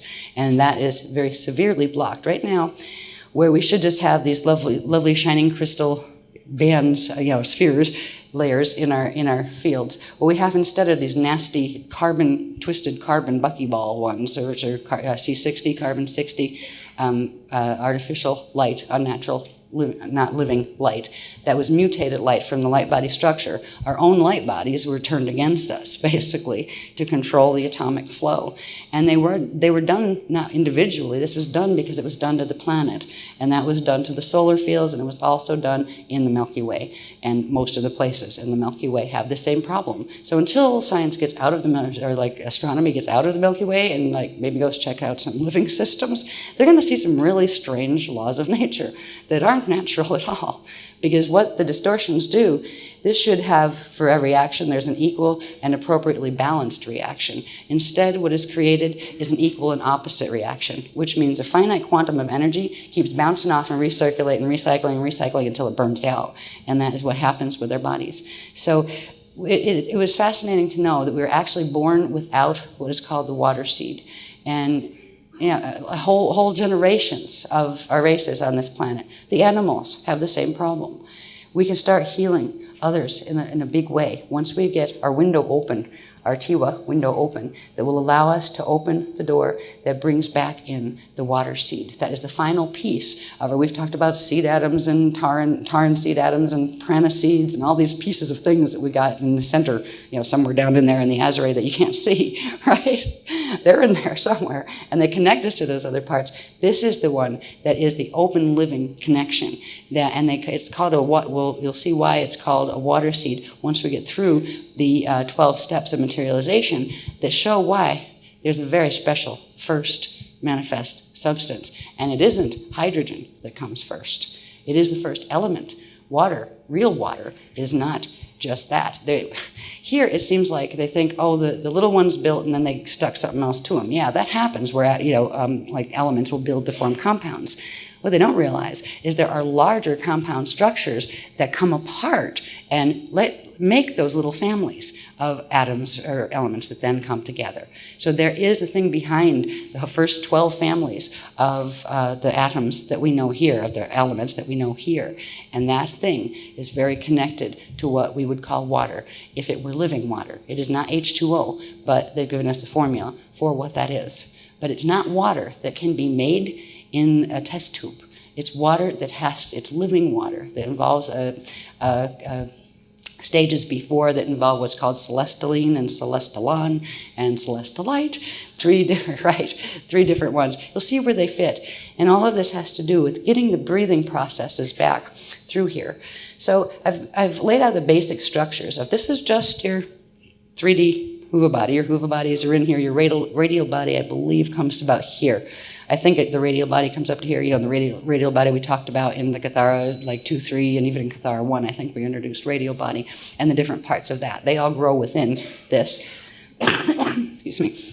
So, sorry. And I think right up to here is where, when we talked about radial body, we talked about the meage field and the trion field and the rayon field.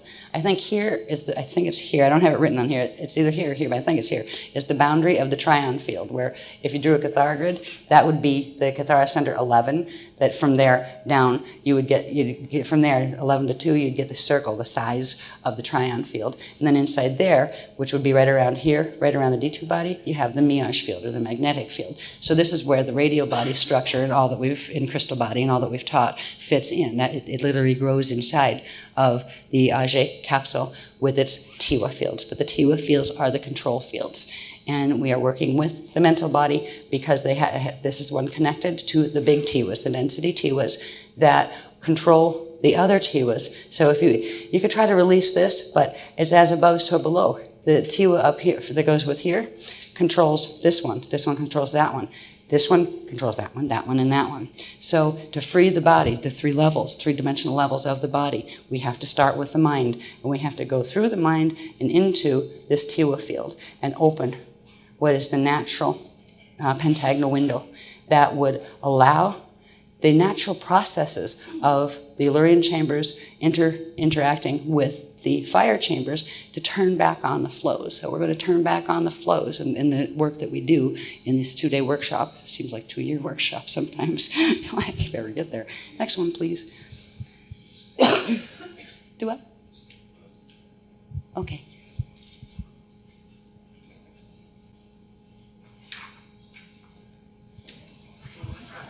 Is that the next one? That's the one I need, yeah. Now, I have 50 to 100 of these that all have vital information that I have to then pull apart and get it into legible form, because this is how this stuff comes in, right? What this is, or going to be. Now, put the first one back up just for a minute, so they see what is that, right? All right, you're looking at this, right? I put these two good ones together, but they're not proportioned to each other, so it would be misleading. So these are the flows, remember, of the spirit body and the Lumeridana and all the core flows and all of that, right? All right, now let's go back to that one. That is what that little one is up in the corner, right? And what I did was take one of those and quickly draw. This is how the information that got bigger on the graphs you just saw before, or the ones you'll see next. It started here, where they showed me first of all the specific lineup of, if you have let's see, Illyrian number 12, for example. Up here we have it on top. I usually have it over here because the light body that we're used to looking at the light body being up. They're at a different angle to each other. This is, you have the Age body and the spirit body are on this angle. You'd have, this would be their 12, so that would be 6, right? You have 3 and 9. So there's your Illyrian chambers, right? But it's offset where you have A12 or Illyrian 12, and over here you have Illyrian 11, and at what would be Illyrian 11.5, that is where I think it's 11, 10, whatever, 11, I have to count them. Wait a minute. Oh, I have to go for the D3 level, right? We're the D3 level of the fire chamber 12. So you'd have D3 fire chamber 12, and on this side of it, you would have the A12, and on that, the A11, because it lines up at the A11.5 is where you put the 12 point of the Cathara grid, which is where the 12 chamber of the fire chambers is. This gives you this offset all the way around. That's hard enough if you were just dealing with one dimension, D3, right? Now what you do, you have to find, first of all, you have to find out which way what is spinning. And also take into consideration that we've always taught that in between one dimension and the next, there is a 90 degree shift of angular rotation of particle spin, right? Now we are in what would be considered a female universe, has a female monad, our planet. So this means that the density bodies are spinning. D1 would spin clockwise, and D3 would spin clockwise normally, and D2 would spin, the Gruol spin would match the monad spin. Should be counterclockwise. So to line up these numbers and know what chambers are what on which level, this is the secret to being able to analyze the step-down process.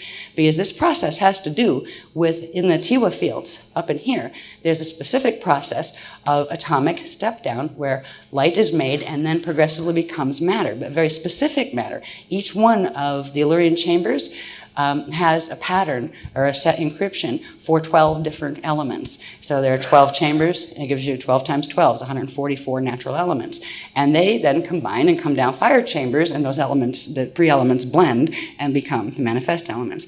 You have to actually trace the spins, and I won't even try to analyze that right now with this diagram, but I do have them. This is actually clear enough where I was able to pull translations. It is correct, but it's like I'm used to looking at it in micro, where I can do my things really quick, and I get in this like focus that's like a laser beam. It's hard to do that when I'm up here doing this. So the translations that you will see came from. They didn't just say, here, call that, here, put an H2O there, put it there.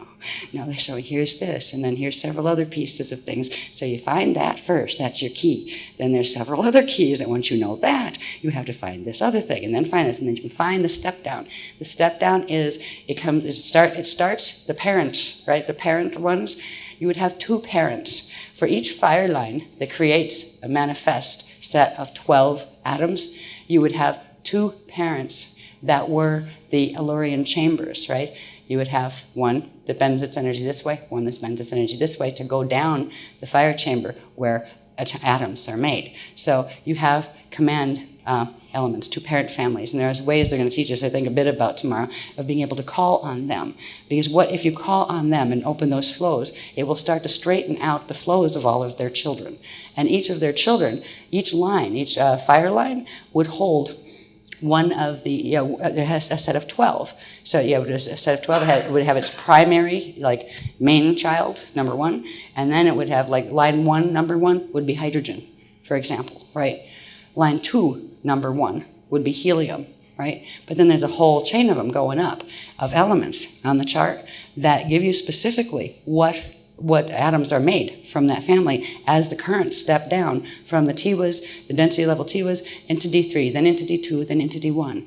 And that's the key to translating the elemental code. So we know what it is. And if they say, oh, well, that's, hydrolase. Well, what is hydrolase? H2O2, He3. Huh? Oh, but that's on D3, right? Okay. What is it on D2? And they never tell me. Why? Because they're going to make me work for it, I guess. Because if not, well, they wouldn't have had to show me this, and then we wouldn't be learning how this works. So we understand the processes we're involved in. But it's fascinating. I'm looking forward to when I get these diagrams done, very clear ones, and I will definitely, they'll definitely be put out at a workshop, in published form at some point. A lot of this will be. It'll take ages to write a book about this, but even doing a chart pack with some of this to give people the keys, and that's what I would like to be able to do. So I'm in the progress of doing this, but there's more to add, and it's like there's never time to go back. They keep giving me more stuff on top of that. So I have millions of papers everywhere, that I can't throw those away, because they have all the real detail pieces. I will try to get this one done as soon as possible, but it won't be done by tomorrow. So that's why I just wanted to see it, to know what was there, because there's enough here where I can explain what the dynamic is here. And this is the step-down dynamic by which the light is made out here in the TWA fields, and then steps down progressively through the fire lines, from the Illyrian chambers to the fire lines, to make 12 sets of 12 different atomic elements, or literally atoms here, or atoms of elements, atomic elements, whatever. Anyway, so this is what the TWA fields do. They actually set and hold the pattern. It is actually where consciousness, or the currents that were before, they were already turned into other things through the Rasha body and that kind of thing, and that's what that 12-step materialization thing is about. But this is where they come out, and they do some interesting things here. All right, they're going to see some diagrams, so we'll go back to where you see the fire chambers and the Illyrian chambers. And you'll also see something different on them. They're not going to be shown on the flows, on these flows, these core flows, but I just want you to see that these are the core flows that run the spirit body, and they're supposed to be like, they call it the mix master. By the way, they refer to this whole structure as the mix master, because it mixes all of the currents, and it brings them, that is the way that the solidity that with the stuff we see as solid matter is actually created, the elements of it. Next one, please. So I'm not going to try to read all of these, but what you're seeing here, just real quickly, is you see the D3, right? D3 is the one that's running the outside. Then there's D2s, right, on the fire chambers, and then there's the D1 levels. Right. There's another level to this too that has to do with big ones, that have to do with the master ones that control the TWA fields. And they haven't given, I think I actually have them, but they're so scribbled, they were scribbled in color and I can't tell which ones they are. in this one. It doesn't matter. We're going to get more on that, where I'll have them specifically written out, whatever ones we're going to use. There are fascinating processes here. I don't think we're going to get into certain ones. There are certain ones we need to do with the mental body structure first. But when we get into working with the physical bodies in the next workshop and the spirit bodies, we're going to be given progressively more ability to work with these families, because these are part of our consciousness that is manifesting itself, or first manifesting itself as light, and then transducing itself down into the atomic structure that we're built of. This is part of our birth quantum. So the planet has a part of its own birth quantum. So we will learn eventually. I don't know when the technique is going to come. It won't be in this workshop. But there is a way to find what line what line you're particularly like from, what particular line of, because every one of us has more, say if you had more energies from this Illyrian chamber, it would give you certain parent ones, right? And you can kind of find your parents, the parent form, but not in your own little body, in the larger structure. Because everybody has a body, and this is only your density body level, so every planet has one of these, every sun has one of these.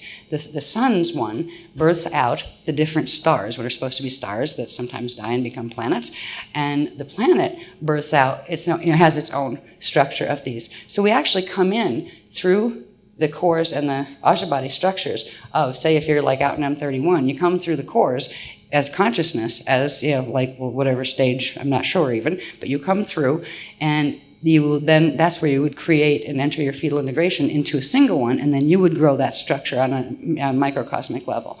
So there's large levels of these two, and that means we each came from a particular local source field, right? A larger than us, and not as big as God source, the big God source field, which all of this is taking place within, but a smaller one. So there's a whole step-down process as we come into the densities and then do, to a single lifetime where we do fetal integration.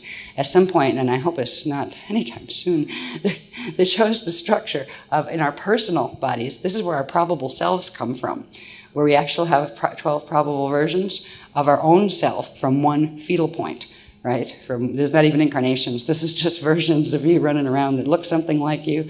And yeah, that's real complex. So we'll keep it simple first, dealing with the simple structures that each of us are literally suffocating to death from because they are being blocked. And that's why people die here and animals die here. And this is also why inorganic behaviors like eating things in order to steal mana this is turned into a vampire planet. The fact that we have to eat, it doesn't mean stop eating now. Your body needs that now or you'll kill it. But we're progressively opening the flows back up so it can start to breathe. And breathing is eating. You don't need to eat things once you get to the point where these flows are open. But you do need to eat things before that, or you will deplete your body of mana so badly that your seed atom will crash and you won't be able to open the flows. So it's important to stay normal with your food and that kind of thing. And I was like, oh God, eating's vampiring. Yeah, it is. But right now it's a stage of evolution we have to go through, all right? And if we expect to get to the next one.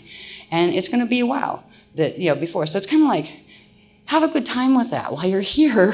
It doesn't mean, pig out and you don't have to eat everything, but, enjoy the process while you're here. Because where we're moving to, when we get to median Earth, there are still certain levels of their evolutionary planes, and there would be the ones we went to first, that eating is still there, but they kill nothing in order to eat. So they go beyond vegetarianism, because vegetarians kill too, all right? Carrots have faces. They have spirit bodies. They have souls. All right. So the excuse of, well, I won't eat anything with a face. Well, sorry if you can't see the face, but it's still there. What is not a violation are things that are given naturally. You know how trees give fruit and nuts and those kind of things? They have that kind of stuff there. But if you take a vegetable, say like a potato, you got to kill that plant, right, to eat that. They wouldn't do those there. They would do things that the plant gives off naturally, right? Because the plant is giving that as a bounty to assist in those processes. And it was not a Christic thing that, when God said you could go eat the animals because you're the most superior life form on the planet and they're here to follow. Yeah, who do you think invented that one? God didn't, So we're in the process of moving toward becoming breatharians. But first of all, if you were a breatharian here, you would immediately poison yourself, because the air is toxic, all right? The water is toxic. So we have to work our way out through these systems. We open up the flows, which will progressively open up our consciousness capacities, our mental bodies, then our physical bodies, where we'll get to go into first a medium zone between net Earth where we are and median Earth where our next stop is. And that's where the sliding cities come in. So that's something we're working toward first. So with the biology, it's important to try to maintain evenness with it. Don't do drastic stuff with it, because that can actually deplete it to the point where it can't hold the activations that you're trying to anchor. So like kind of just be normal. That's why we say that, you know, if you're physically ill, go to see a doctor and take care of it on that level as well as on the levels we're working. We don't just say, oh, you know, throw out all medicine and leave it all up to God and that kind of stuff. Yeah, well, it's a good way to die.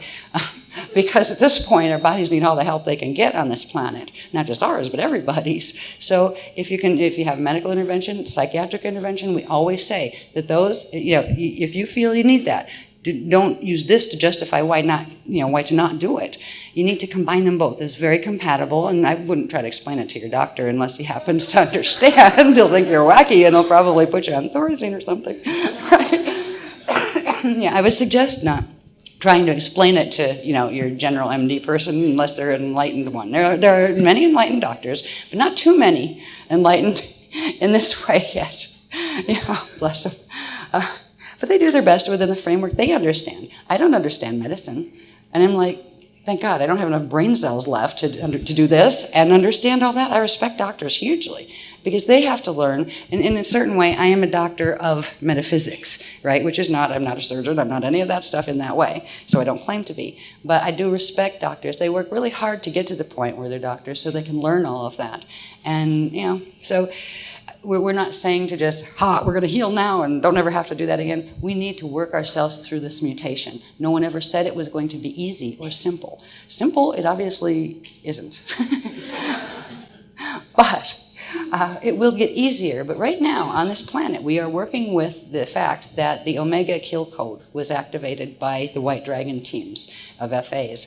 And that was meant to rapidly kill the planet and shut down gates, but was also made to rapidly kill especially those who were sensitive to the energies coming in, the Guardian teams that were here. It was meant to hit our, you know, they knew it would hit our gene codes first. So we're the ones that are actually, because we came in because we're trying to transmute this stuff for the masses. And it's not easy or fun sometimes. And what we're trying to do is keep the spins balanced, where if they accelerate, we have to accelerate, right, to transmute the mess they just tried to throw into our bodies. Because every time they activate in the Earth's core, or they step up the spin of the reverse Merkaba fields and stuff, it steps up the ones in our own fields, the Cal fields, what are called Cal fields. And it literally, we're trying to make our fields consume ourselves. They're doing a good job of it already ever since we were born with the fetal integration problems here. But it's getting nasty as far as what's being done behind the scenes. And it's personal, but it's also larger scale. It's not just, oh, they're going after the Azurites. No, they're going after anything that is still alive, so they can take it into the harness fields with the Caduceus setup. We'll talk more about the bigger picture tomorrow, like probably toward the end, because some positive things have actually happened in that we'll talk about tomorrow. And this is why we're able to do these things now. We wouldn't have been able to do it unless certain grids were given back. And they were. Amazing how being scared to death because you knew you were going to be eaten alive can get people to be really cooperative all of a sudden. The green dragons just realized they lost the war with the red ones before it even got to the surface of the earth. And, well, they asked for help again. And this was good, though, this time, because they had certain grid blocks that if they allow certain things, we can do what we were doing actually just in this workshop. It is this anchoring of what will be the water seed that will make all of this healing possible. This healing, right? Well, not exactly that healing, but where we could open the Tiwa windows to begin the process of turning on the natural flows. And I'm wondering if I think we have a set of 12 Tiwa windows. I would think we would. And then I think perhaps one big one that goes with our horizon line in our own larger structure of where our probable selves are and stuff. So I think the one that I saw was the big one, and then there should be 12 smaller ones that would progressively open, you know, in the Tiwa structures. These are windows that open the flow between the Tiwas, the natural flows back through the mental body first, so you get a bit of mind release, right? And they will talk to the epigenetic overlays and begin poking holes in the chemical nets on the epigenetic overlays. And that will in turn start allowing the natural chemicals to start coming back into the bodies that will trigger the right things in the DNA so the DNA can start healing itself. And then that will trigger the etheric pattern. So it actually goes from as above, so below. And that has been used to cause horrible harm here. Well, it can also be used to heal here. So that's why we're doing Tiwa fields. Next one, please.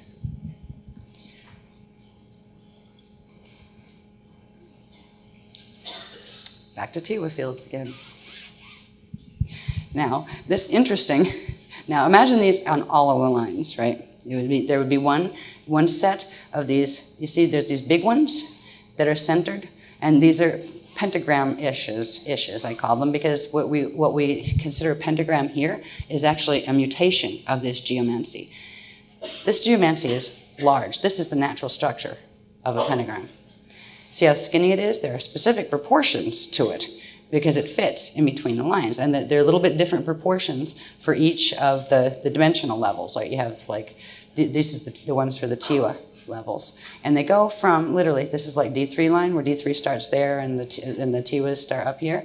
So the bottom points run from the dimension below up through that field. And this one, the big Tiwas, go all the way out the Illyrian chambers and into the source field around you, all right? Now, this would be, if it were just you sitting in the middle all by yourself, in the middle of God's source, it would take you out to God's source consciousness field. But what it takes you into next is your local source field, all right? So that means you're on a planet. The planet would have this structure too, and out here would be the larger consciousness field of the planetary Ajay body. And then that one would be plugged in through, these are plugins. They would plug right in to the next level out, which would be the solar one, and that would be plugged into the galactic one and all the way up to the God source consciousness field. There's supposed to be an open breathing flow on all of these lines all the way through. That breathing flow has been shut off, and that is the problem. That is why this is a dying system, this planet and this solar system and this galaxy. This is a fire chamber, right? The top of the D3 one is here. See, this is another pentagonal code, right? So you have that coming up between the ones in the Tiwa fields. It's in here that we'll actually use certain techniques that they didn't tell me how to do yet, that we'll be able to manifest and put things that we desire, something desired, and seed them. Once the window is open, we can then seed them in the Tiwa fields, right, and begin the natural process of their manifesting again. So we've got a set of these. They run the fire lines for D3, D2, and D1. They run the fire lines, and that's the light body lines, right? And they are fed by, first, the ones that run the Illyrian chambers. And there's a specific process of breathing as far as 12-point spark pulses being sent out from the core, which would be at your Azure, right? Being sent out to all the lines simultaneously. And it will travel up the Illyrian lines first, and then that current splits and comes back down the fire lines into these. And then there's something happens with the currents on each level as they go from the Illyrians out there. They spark. This is where the Tiwa, whatever it's called. I refer to them as nodes, but that's not the word. Orons, that's it. The Tiwa orons are here. It sparks that, opens the flow here, allows a bit of, I believe it's prana, to come in from the source field around you, and then that comes back down and it splits and goes in here to feed the fire chambers. Meanwhile, there's several flows. There's several things happen that they're just showing me how the structure of the flows is on one of these. What is the pattern? There's a specific pattern that holds the natural electromagnetic balances, and it's through this pattern that sparks are formed. On each of these points where the lines cross over, the lines of current spark. First, the energy coming back in, it comes out. It goes up there, splits, and one of the currents comes back in here. I'll see the flows on that one a little better. But it starts this, comes back in from here, down like this, right? But at the same time, it comes down on this side too. And then this one bends over that way, and this one bends that way, and then this one bends here, and this one comes in here, and they meet, and everywhere they meet and touch, they spark. And it's those sparks, those endogelezic sparks, that form the 12 points of matter on one line. On one line, say D3, this whatever, D3 fire chamber 12, all right? There would be a set of 12 sparks made that create the 12 elements of that line in D3. Same thing would happen in D2, same thing in D1. And it's all because of those tela fields. This is the big one, and then there's the little ones that run at D2, D1, D2, D3, D2, and D1. So you have this process of energy currents splitting and interacting and sparking and making living gelesic sparks. And this is sparks of your consciousness. This is part of your body that you grew and part that has been shut off because of the mutation. You still have this body structure. It was set when the Ajay body was first set, which is in the pre-Cetus cycle, partially in the pre-Cetus cycle, partly in the Cetus cycle, and when you grew your spirit body. So you have a spirit body too, and a Rasha body. The problem is the light body is not connected. The open flows between them are not connected to each other, and that's why the physical body is finite. So we are going to get into we'll look at these for a minute. This is also, there's diagrams, I've seen them, I haven't had a chance to even attempt to draw them yet, but you could fit the human body in there too. These line up specifically with the human body in certain ways, and it is not the way that fits into the other pentagram. It is not the structure that's being taught in the Days of Death paradigm that shows the little Michelangelo, I think it was, drawing or whatever, that, those proportions of our bodies are twisted because of this particular twist. Next one, please. Look at the flows.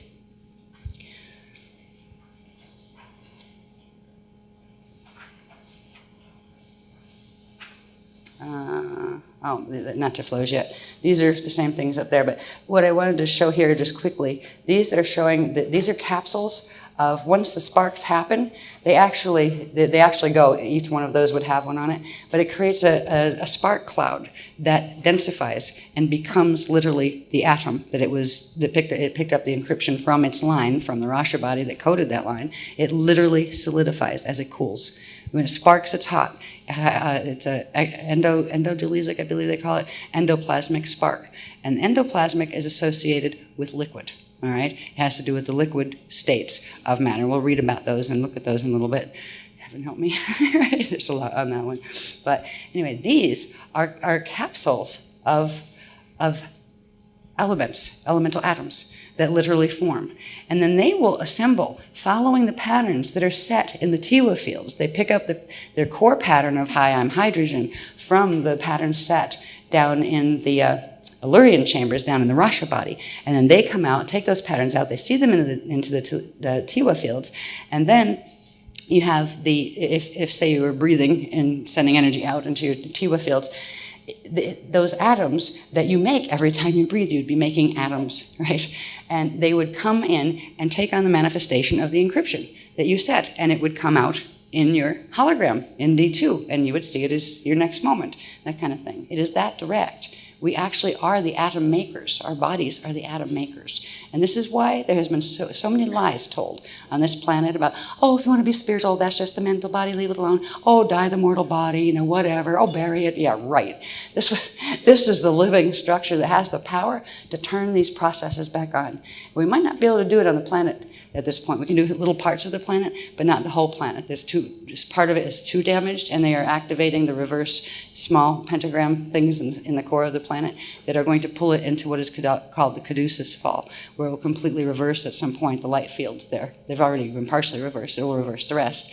We are not going to be pulled into that. And there's a part of the Earth grids that our groups are going to be here to pull back in the other direction and into the spin and clear out the mutations, putting them into the spin of median Earth, so we can, which is ascension Earth, is the first stage in ascension Earth. So there's literally, well, it was more of a power struggle before, because you had certain groups of green dragons that were trying to pull it that way too, because they thought they were going to win, and then they realized they were losing the fight with the red dragons who were fighting with them once the white dragons got involved. So the greens decided, and decided they would prefer, because you can't fix Earth at this point. You can't fix the whole thing. You can't pull the whole quantum of Earth back into median Earth, but we can pull some of the quantum. And it was going to be a lot harder to pull if these agreements hadn't been made. I forget the name of the treaty, but it came through like really somewhere bizarre, like 3 o'clock this morning or something, and I have to process it. But this treaty, it is a formal treaty, and they had to put their quantum up first, because they're so used to breaking treaties. I mean, a treaty with the Green Dragons is like, good luck with that. Sell you some real estate in like, the Everglades too, Right. No. So they had to hand them over first. But what they want is help in pulling the caduceus part of net Earth away from the phantom Earth that is now being completely controlled by the reds, because they're getting pulled into phantom, and they don't want to go into phantom not under red. They wanted to go into phantom under green and take over the reds, and that didn't work. So the green dragons would like to do sovereign fall. Right. They would, so I can imagine. I think I know where a few of them are on the internet. Anyway, their sovereign fall would require a host, and the fallen Buddhara groups who did do Christ fall and who accepted a host, that they are a fall matrix, but they are doing it under under the Christic laws of energy and with Christic principle. It's a last chance space. So they could finish, the Buddhara have their system, and they've had it for ages and ages, for like literally eons since their fall, and they're not afraid of going back as space dust because they understand the whole process. They bring these teachings back in, so people can understand that even if it gets to a point where you might not be able to do a full ascension anymore, you still go home. Even the idea of fall was created by Source as a fail-safe, so nothing would get lost. It would always be able to get back home, even under the worst conditions that free will might set in motion. And they teach a really beautiful, peaceful way about that. And not all of them, but a big group of the Green Dragons have agreed to work with the Buddhara as their Christfall hosters, and with the help of the Aquarion and the Unsenstation Passage, which they had to get our guys' permission for. That will take place if it is successful. So we should have some Green Dragon people deciding they liked us after all, and that would be really good because they're welcome. A part of me spent eons working with them. A lot of them are the Anu families that were like both the Jehovian and the Tothian Anus, and I have extremely strong connections to them. I love them to bits, and it's been breaking my heart to have to take a stand against the twisted teachings that a lot of them were bringing through, most of them not knowingly. Where they didn't realize it was twisted. You got Archangel Michael and all those things, Daisy of Death. Most of the people involved, they knew part of the truth was there, but they went into the Toth thing. When Toth fell and went off Emerald Covenant and started, stealing the knowledge he had been entrusted with and using it for black hole technologies. This was way back in the Atlantean period. There's whole shields of people that were under his guard. He was trying to, he was supposedly going to get out, that he betrayed and took them down with him. And they've been tricked ever since. So it's been like a war of attrition, yes, in this particular New Age drama that has been unfolding. Nobody from like they don't even talk. We don't even talk to each other. We've invited them to why don't we come have a public debate? They won't even listen. So it's like, okay, but some of these guys are going to be coming back, which means some of their higher consciousness levels, their God selves levels and things, are going to gently, doesn't mean they'll always agree, because they'll always, as long as they stop whining, because they tend to whine a lot. There's a particular Green Dragon whine thing that's about, well, why isn't it free? Or I'm special, so I should have it better than everybody else. Well, I shouldn't have to do that. Somebody should do it for me. Can't I call an angel? They do all this stuff. It's like, get a grip and take responsibility, please, for your own thing. They want somebody else to do it for them, basically. And it's always nice to have maid service. They've got pretty good maid service here. As far as if we weren't doing this, it wouldn't be happening on the planet, right? So part of the agreements were that the whining would be toned down to a dull roar, because there is a lot of whining that comes with some of them, not all of them. There's some lovely people that are born out of the Anu matrices that are really nice, kind, intelligent, enlightened people. But there are others that have these particular Anu kind of filters that give that problem. But they're going to be coming back in. Not all of them, but some of them. They're actually dividing. There's going to be a split in particularly the Tothian groups, where some of them we're actually helping them to get out, because the others are trying not to let them get out. And I don't know if we'll ever see them in workshops, but we will. They are coming in on the shield, because what we're going to help them do is achieve their sovereign fall. And in so doing, we will achieve our getting away from the caduceus part and bringing the part of the grids that still can go to median earth into blend there. That will set them free. We'll be able to pull enough upswing for them to pull them away from phantom that's down here, right? If you think of it as in terms of several bivekas linked together, you have one circle that represents phantom earth, and that has two splits in it, one twisted one way, one twisted the other. Then you have another one in a biveka lock that is the caduceus earth Then you have the net earth, that is us, and we are net and caduceus together right now, and that's why they called it blended earth, right? And then you have median earth, which is the natural part of earth that is left from the amente earth that used to be the whole thing. And these Vivekkas have been fighting for who's going to get the rings, right? It's like Lord of the Rings, right? Yeah. Yeah. And the idea is to separate the rings. Let phantom ring go where it is going and where it chose to go, but help the caduceus ones to get free, because that will help us to get free back into the amente earth alignment, and they will get to be sovereign as long as they get hosted with the host agreements they've made with the Buddhara and with the Aquarian people. The Aquafarians too, but more so the Aquarians directly, the ones from Eartha and M31. So they are going to assist them to hold a Chris Fall host. And at least they will get their sovereign fall. So this is good. So we will have not as much fight, but right now the others, the white dragons and the reds, are really, really trying to activate the Omega code faster, on faster spin.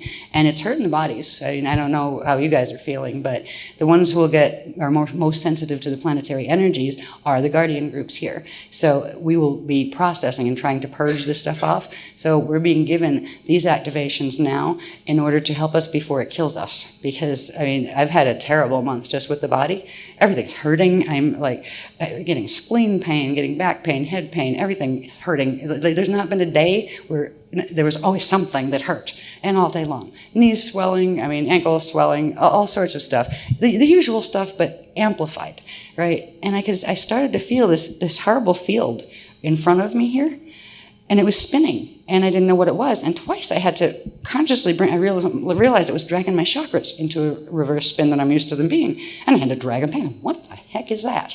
You know, this is what it is. It has to do. They're activating the reversal faster, and it's the bottom. They split our natural fields, our natural light body fields, our density field, into two, making a biveka lock. So you have a circle on top and a circle on the bottom, and they're both spinning in the same direction, but at least they've been spinning slower in the same direction. There's still a little bit of the currents coming in from our own natural spin that didn't have it as a full phase lock, same spin set, which would create a lockdown on the body systems. But they are trying to create that lockdown now. The top part still goes in what was its organic spin. What they did was turn the bottom around. That's why so often it feels like you're cut in half.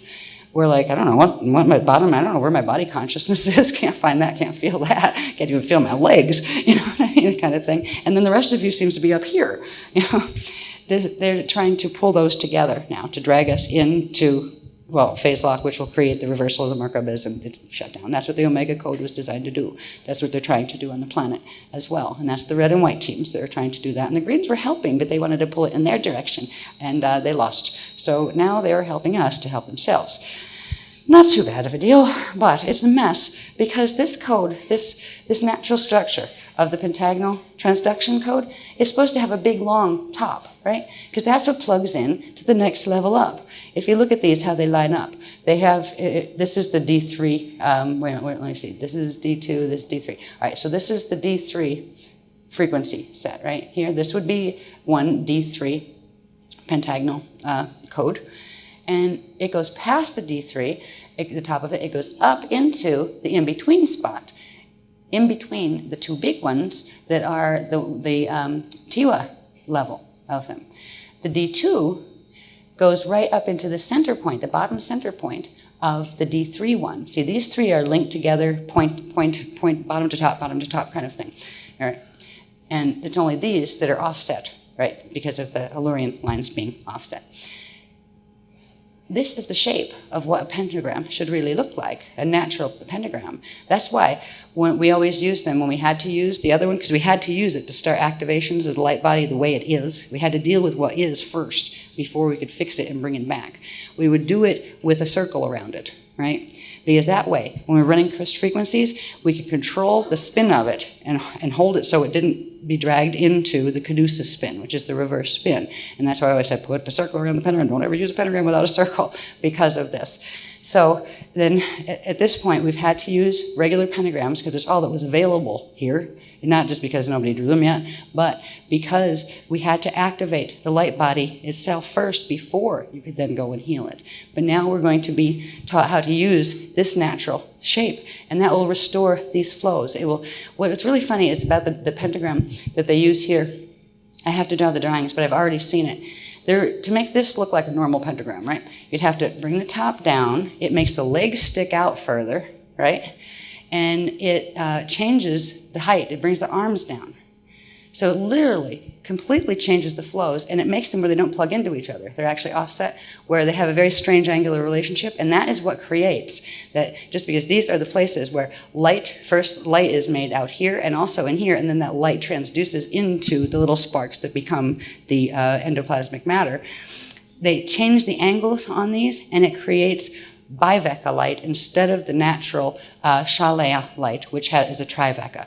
A natural living light unit should have 3 sparks attached to it, not 2. And they have built an entire system of fall on the biveca code, the code for making light. Yeah, dead light, right? It also makes dead water and dead elements and dead people eventually and dead planets. So what we need to do is straighten these back out. And once we get that one main window open, which is what we're going to do through the process of this workshop tomorrow. Sometime we'll be doing that, probably tomorrow night. It seems we're always on night shift, excuse me. Then we will be able to bring in the natural codes from the parents, right? Not from the parents that gave birth to our bodies that were mutated too, but from the natural structures that are beyond what is called the Vibhati sac. The Vibhati sac, and it has to do with fetal integration, expands out from the Vibhati cell. And that is the cell that came from the parents, all right? So there's a piece of quantum of your energy that doesn't belong to you. It was borrowed. That part has acted as what is holding these filters in. The sins of the father and mother get passed down and down and down in the gene code. So there's a sac that surrounds the light body and makes a barrier between the light body and the Ajay body and the spirit body. And that is the sac that is holding these nasty filters. So we've got to clear the filters that came in with the Vibhati cell. And once we do that, we can open that window and then begin the process of restoring the flows. And I think there's the big window has to do with one of these, probably 12. They haven't told me this yet, but I'm sensing that I'll ask them if it's true. Yeah, okay. This is the one. This one. This is the one that we're actually opening. And it's actually a big one. It'll go this way. If you draw a pentagram around the star shape, it gives you the pentagram shape, like a window, right? And since you're in a sphere, it's kind of like a pentagram-shaped window that you see from the inside out on the sphere, as if you're living in a spherical house. And that's one of your windows where you can look out on the universe. So they're going to open this one and that. Okay, oh no, they're going to open 2. They're going to open this one and this one. These are all right, they're saying this isn't the one I was seeing. The one I was seeing was this one. They're opening these 2, and that will open the one in the mental body. And that's where you get that, where you feel like, oh, there's just a space, and it doesn't stay. It hasn't stayed all the time. It flashes in and out, but I can still find it. I can kind of like shift my consciousness. Oh, there's that peaceful space. And it's the space where if you were able to bardo naturally, even if you were leaving your body, it's where you would go, right? Like, oh, now I'm not, this is heaven, right? That kind of feel to it, right? But it's not, you don't have to leave your body to go there. But it's also where people would go if they did drop their body and went through a bardo and they wanted to do a review before they came in to another body structure. They are the places they would normally do them. They'd be natural review bands up here, right? It's the God Self space. So it's opening the God Self flows. This is the I am God Self, which means your local God source field, right? And that's because they are activating these, and that opens this window here. So we'll be opening this window. That is the window that controls the epigenetic overlay, which means the flows here will start, and we'll start bringing the natural light and the natural atomic structures back into the epigenetic overlay, into the gene code, so it can start turning on the right sets of genes and turning off ones that are actually meant to kill us.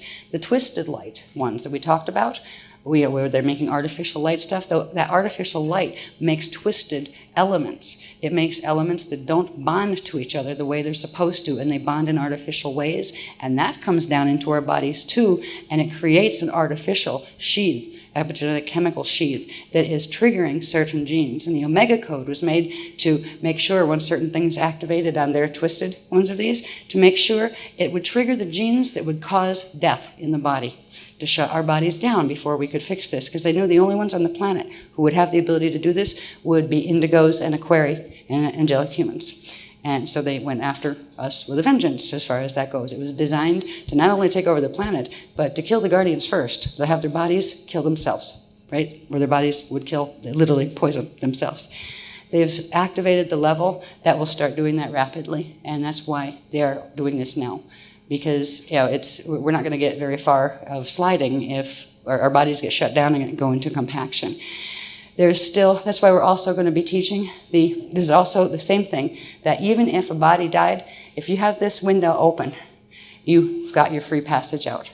You will get out in Bardo naturally and freely, even if you can't go through the whole transfiguration here. And if you do that, you'll drop the body cell and filter and the sac, and you'll be able to reclaim your original quantum, take it back up, and if you want to, you could actually go into Mashaya with that same body image. Or you could choose to incarnate up into a different life form if you preferred, if you wanted to get out of this human skin already. But you could still transfigure into ascension, into the Mashaya, full eternal life body form. The same structure you had, because you will come through, your consciousness will come through with an encryption that matches your body here, but it will be transmuted into its highest state. So if you wanted that as your body, you could have that, or you could have other options if you wanted to, say, birth into an Aquafarian line and just experience that more evolved type of body. I'm gonna, if I get to do this one way or the other, I don't really care at this point if I die and Bardo out, or if I transfigure it here. I'm gonna transfigure it. This poor little body has worked so long and so hard to get this stuff through. I owe it that much.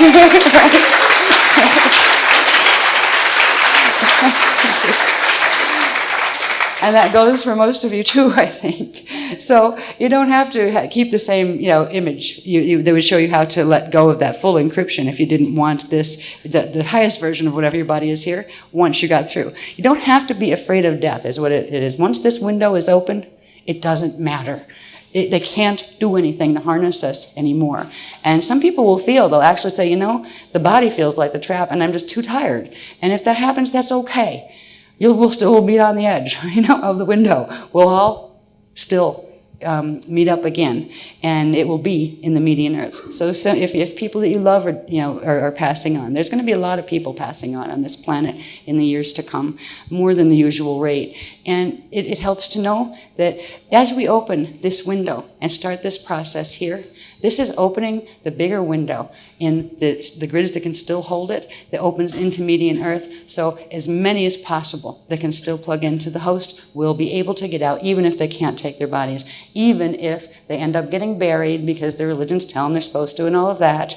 There is a way, and it has to do with something that has to be done from the other level, where you track actually where the body cell is, where the body was buried. You can still find that, believe it or not, every time a body is buried and instead of transfigured and as a body cell stuck, the body cells stay in the planetary grids. This whole place is infested with the body cells of people who didn't get out and just got in the reincarnational cycles, regurgitation cycles, because they were tethered, they couldn't get out.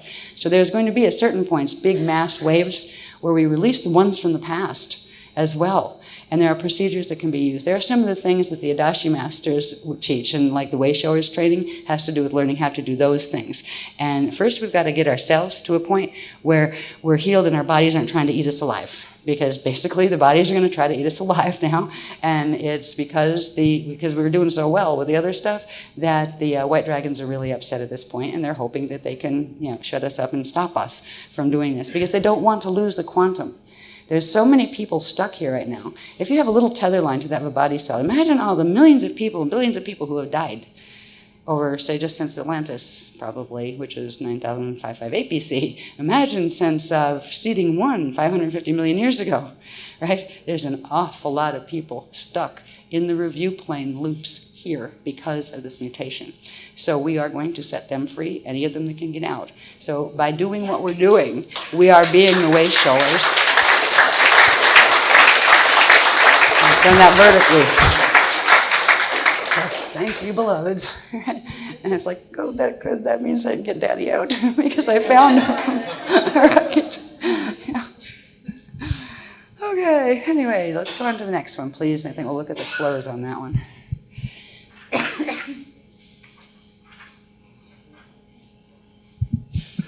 Oh, this is just to remind us of the states. Remember, in the tribes classes, we learned about the 5 primary states of matter that create the 15 different states of matter, the 5 main ones that do.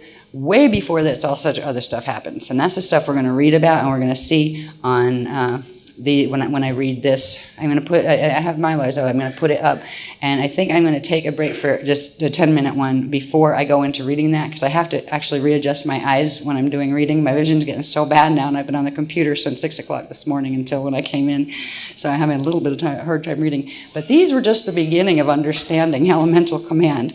These had to do with the states that were begun in the Rasha body as it was doing its Naveho phasing, and its in the Illyrian chambers of the Rasha body, we're creating the pre-substance elemental structures. There's a whole lot more that goes with this. Next one, please. There should be one there that had the flows on it. Is it? No. There should be one that had the flows. Where did I put that then? Okay. Yeah, just let me see that, because I want to show them the flows. That might be that one. Yeah, that's that one. Yeah. And then put it back where it is, okay? Would you please? Like, when I've worked with it. Yeah, I want to see that one for a minute. Before we get into the heavy stuff on the 12 steps of materialization, this structure here, this is how the pentagonal codes work. Where, and I still don't know which comes first, the chicken or the egg kind of thing, which flow starts what, but it starts somewhere here, and I don't know if there's a flow that comes down the Illyrians first from the outer, from the Ajay body. I'll know this stuff by tomorrow because they're going to teach us how to open these. And there's a breathing rhythm that you use with the physical body, inhale to exhale, that, and I forget which one it is because they're just teaching me it, but tomorrow we'll learn about that part. But what this is showing, and again, I have X's on those, whoops, they're in the wrong place, like, just ignore those, right, those 2 balls. They're meant to show the bodies that form in the bodies of atomic clouds that form, and they actually take on the manifestation of your encryption and fill it out in 3-dimensional matter and compounds and everything. So it literally forms itself within inside these, but I just have them on the wrong spaces because they actually form between, and I'll see if I can get that one done for tomorrow, because it shows like half, you'd have like the upper and the lower half of D3, and the upper half of D2 is where you'd have what you know as you. Right? Where your consciousness part is in the D3 I am band, and the part you're experiencing as your body part is the upper band of the D2. And that goes down on all of the levels. So like they actually make atomic things that if you have the main dimensional spectra that run back here, or the waveforms, this is where the atomic stuff accretes, half in one, half in the other, and it blends them into this thing that you can perceive and look down in and experience as a solid dimensional structure. So we'll look at those a little bit more. If I can get those diagrams done, I would like to, but they may have more important stuff that has to get done for tomorrow, and it's going to be another one of those. It's going to be late, I can feel it. But we've got to get in some of the, I think, it depends on how tired we're going to be tonight, whether we're going to do the psychic exercises with the aquatone, and I think we're going to do that because it's not going to be great when we're just tired already, and when I'm just tired, because part of my responsibility is holding shield when a group is here, and if everybody's tired and I'm tired too, and Az is tired, that's not the greatest time to start opening and playing with your psychic senses, if you know what I mean. Right. So I was getting nudged from the beloveds earlier this evening that we would probably put the bottom half of the hands-on program in with the aquatone stuff tomorrow. And there's still going to be a lot of technicals tomorrow. There's a lot more information that's to be covered first. And I have to get it down first, which is the usual. But at least we had a little bit ahead of the game. At least I had an idea of what the program looked like. So progressively, with the time thing will change, not immediately. Anyway, these flows are interesting. And again, I know we have, I don't know, I think they're probably going to talk about this more in the Virginia Beach workshop that will deal with the body level, right? But we have a big one of these It's like if we're standing in the middle of it, right? And there's a natural way things are supposed to flow. And there's names for all of these currents, right? You have the current that will come up, and I'm so tired I can't remember that, and because I got that manuscript through where I have so many terms dancing in my head, I won't even try to remember what I knew before they gave me that, because it blew this stuff out of my head pretty good as far as names of things. But the current would come from the core, right? And out all the lines simultaneously, of course, but we're just looking at what it does on one. It would come out and go all the way up the Illyrian chamber. It would hit the Auron out there on the edge of the Age body, and I think there's two of them. This is the Age body one, and this might be called a node. I'm not sure what. They didn't tell me that yet. But the current comes out, and it refracts. It becomes what are called refracted code particles, and it refracts into two. It splits into two currents. This one is ethos, and that one is eros. Right? This is where just the beginnings, the iridanus levels are set. This is where the iridanus body and all of that start forming first. This is where that type of matter forms first. So you have it comes up, and it would be this. I think this is they call this the logos stream, because if you put ethos and eros together, you get a substance called logos. And these are all substances, and some of them we've got the translations for, like what is mana, what is this, what is that. We've got the step downs on them. So they are specific atomic composites. So these are like atomic composites that it didn't start with one. Just it starts with one type of thing, but not like all the 12 elements across the bottom, they're families. There was something that came before. There was a composite of a bunch of them, right, that then fragmented to or refracted and allowed all of these other 12 families of elements to form. So the logos frequency comes out here, splits into ethos and eros. And the splits are always, if you look at this, say it was you got your left side and your right side. And the left side, this current over here, we will get to in a minute. That has to do with part of what. This has to do with. One of them is running mana and one of them is running logos. They're two very specific currents. But the one this is where prana comes in. It splits here. Splits off here, and then the logos comes here, creates the iridanus flows, which are the pentagonal flows, and then the prana flows go this way, and they're the ones that go into the fire lines, right? So it comes up the Illyrian line, all the way out, hits there, splits, becomes a refracted code particle, and then splits again, coming through the body's sac, right, which would be about this level, forms the prana ki and prana chi. Ki is positive, chi is negative, and they're specific. If you put prana chi and prana ki together, you get a full prana, and a prana is a full joule quantum. All right, a joule of heat. So you got a third joule here and 2/3 here. When they come together, they make full prana, and that creates prana joules, which are specific radiation, heat radiation. That's the stuff that they make calorie. How they talk about calories and how you burn something and whatever is left, they say it's that many joules of heat. Well, that is, or energy, that is what they're talking about. So the prana is carrying the joules. They call them prana joules. And they go into the fire lines from the Illyrian chambers. The iridanus currents come down, the ethos and the eros, come down very specifically. The white lines, the white arrows, are the ones that are carrying the ethos, which is a positive charge, and the dark ones are the ones that are carrying the eros, which is a negative charge. The eros, I believe, has something to do with picking up what's called the adjugate, and I won't even try to wrap my brain around that right now. We've talked about the adjugate twin that would be from our direct opposite horizon on the opposite end of our vector line. If we're on, say, if our solar system is on vector line 410, we are in 4, which is the vector that we are manifesting in. 10 would be our adjugate, all right? And it would be the opposite. If we are the Ettore 4 system, cross that vector line to the center, and you would find the Adore 10 system, and that is considered an adjugate. And out here, there's an exchange of energies, or they're supposed to be, between the adjugate and like the elements from the adjugate and elements from here. And that's what allows the natural formation of some of the things we'll hear about when we read this that have to do with celestaline and allowing the natural processes. We're supposed to be able to breathe back and forth, and atoms and elements are supposed to move back and forth between the systems, and it has to do with what's called an adjugate bond. And this is why the elements right now, if they tried to make these substances, down here, they couldn't make them. Only the bodies can make them by opening the flows to get the adjugate back in. Because the adjugate bond is the element you don't see that is holding two together. So they force bonded certain elements here to create a type of matter base and chemical base, but it's an inorganic one.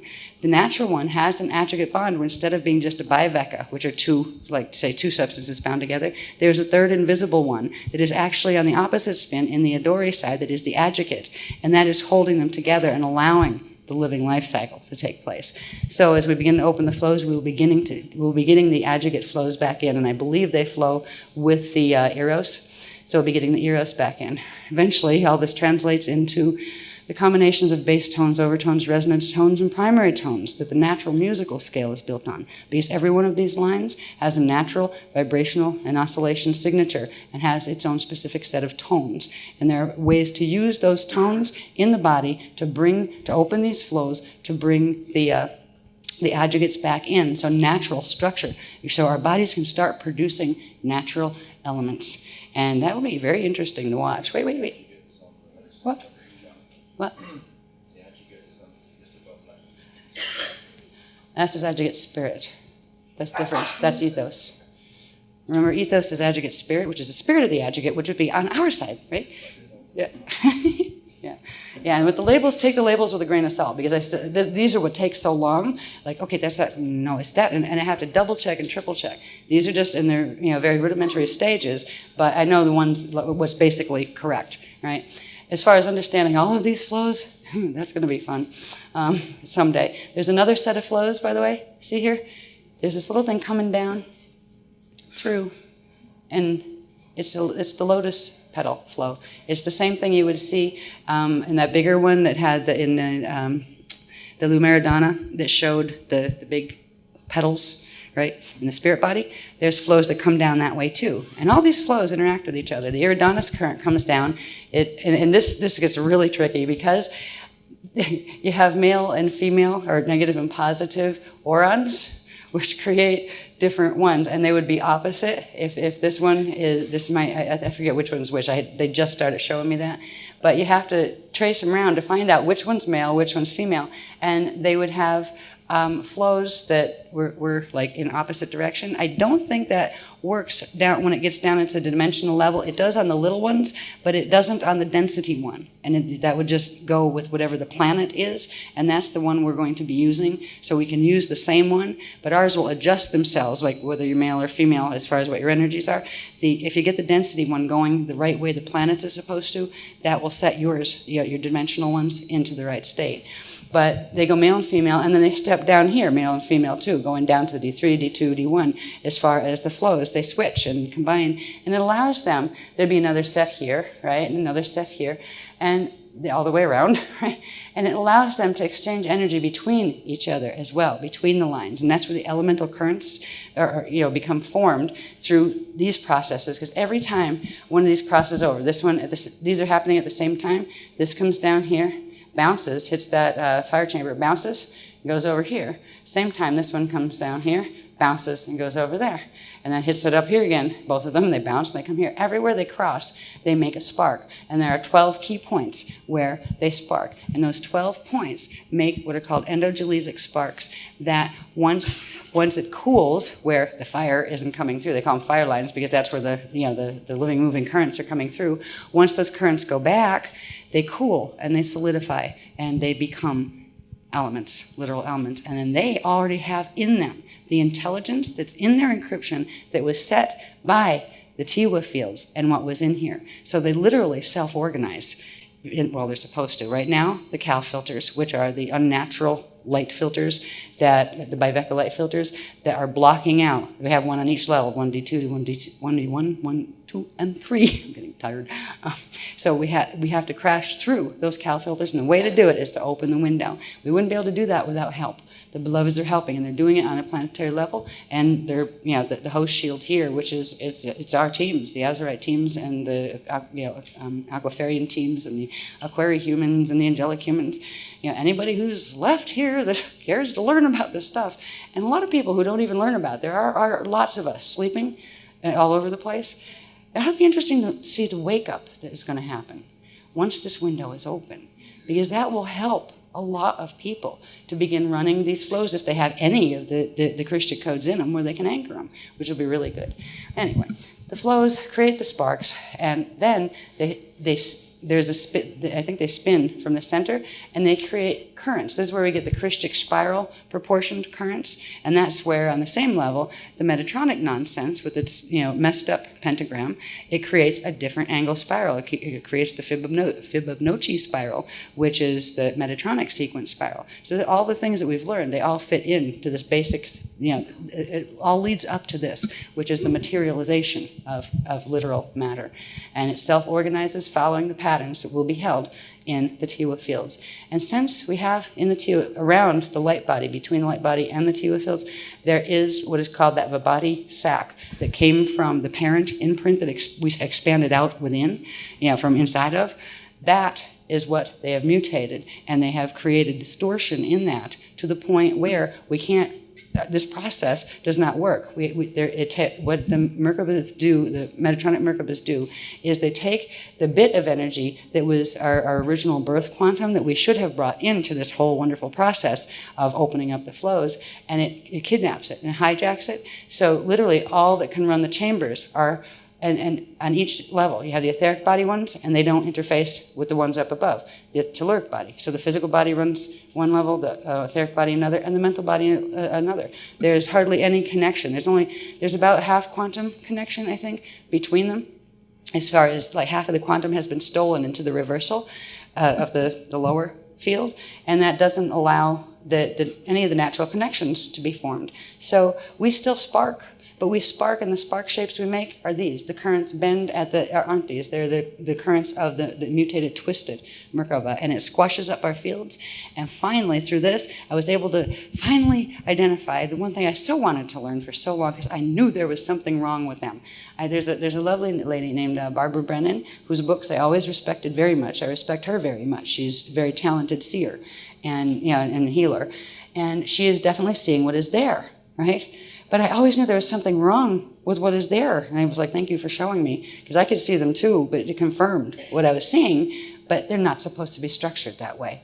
It literally splits them. And I've finally been able to plug in where the Brennan bodies, I call them the Brennan bodies, because she identified them as far as publicly. She was one that, did the best I've seen as far as explaining them and describing them.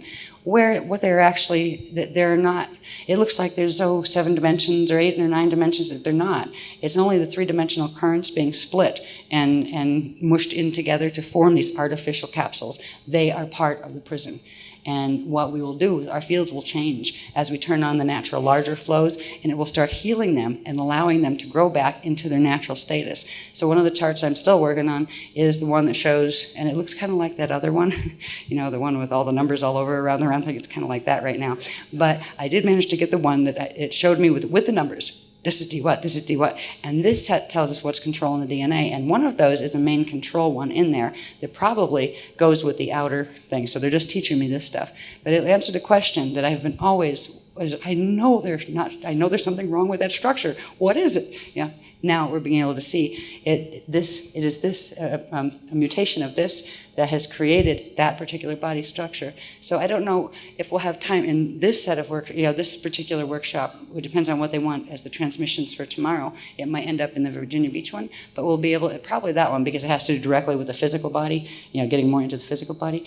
But we'll be able to show, what those fields are now and what they will become once they are healed.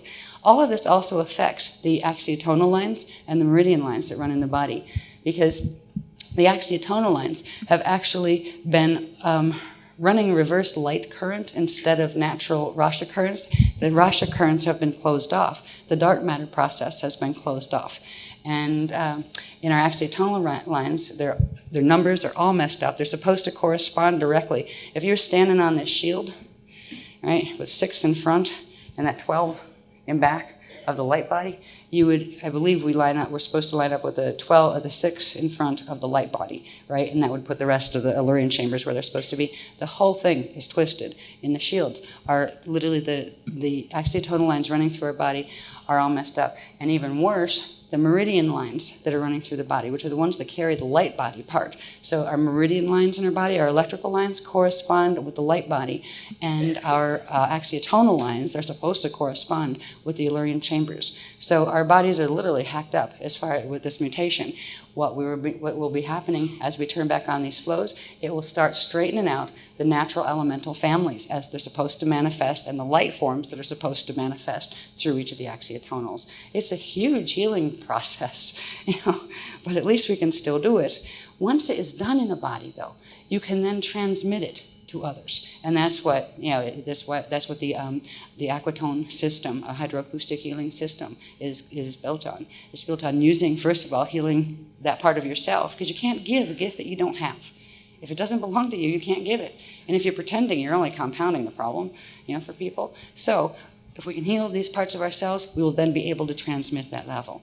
And this will help a lot of people, because one thing we'll be able to do when we leave this workshop is open the natural door, the natural, well, not door, the Talia window. And I'm not sure if we're doing the door this time or if the door opens. I think there's a bit of time, but I'm not sure. They haven't explained that part yet.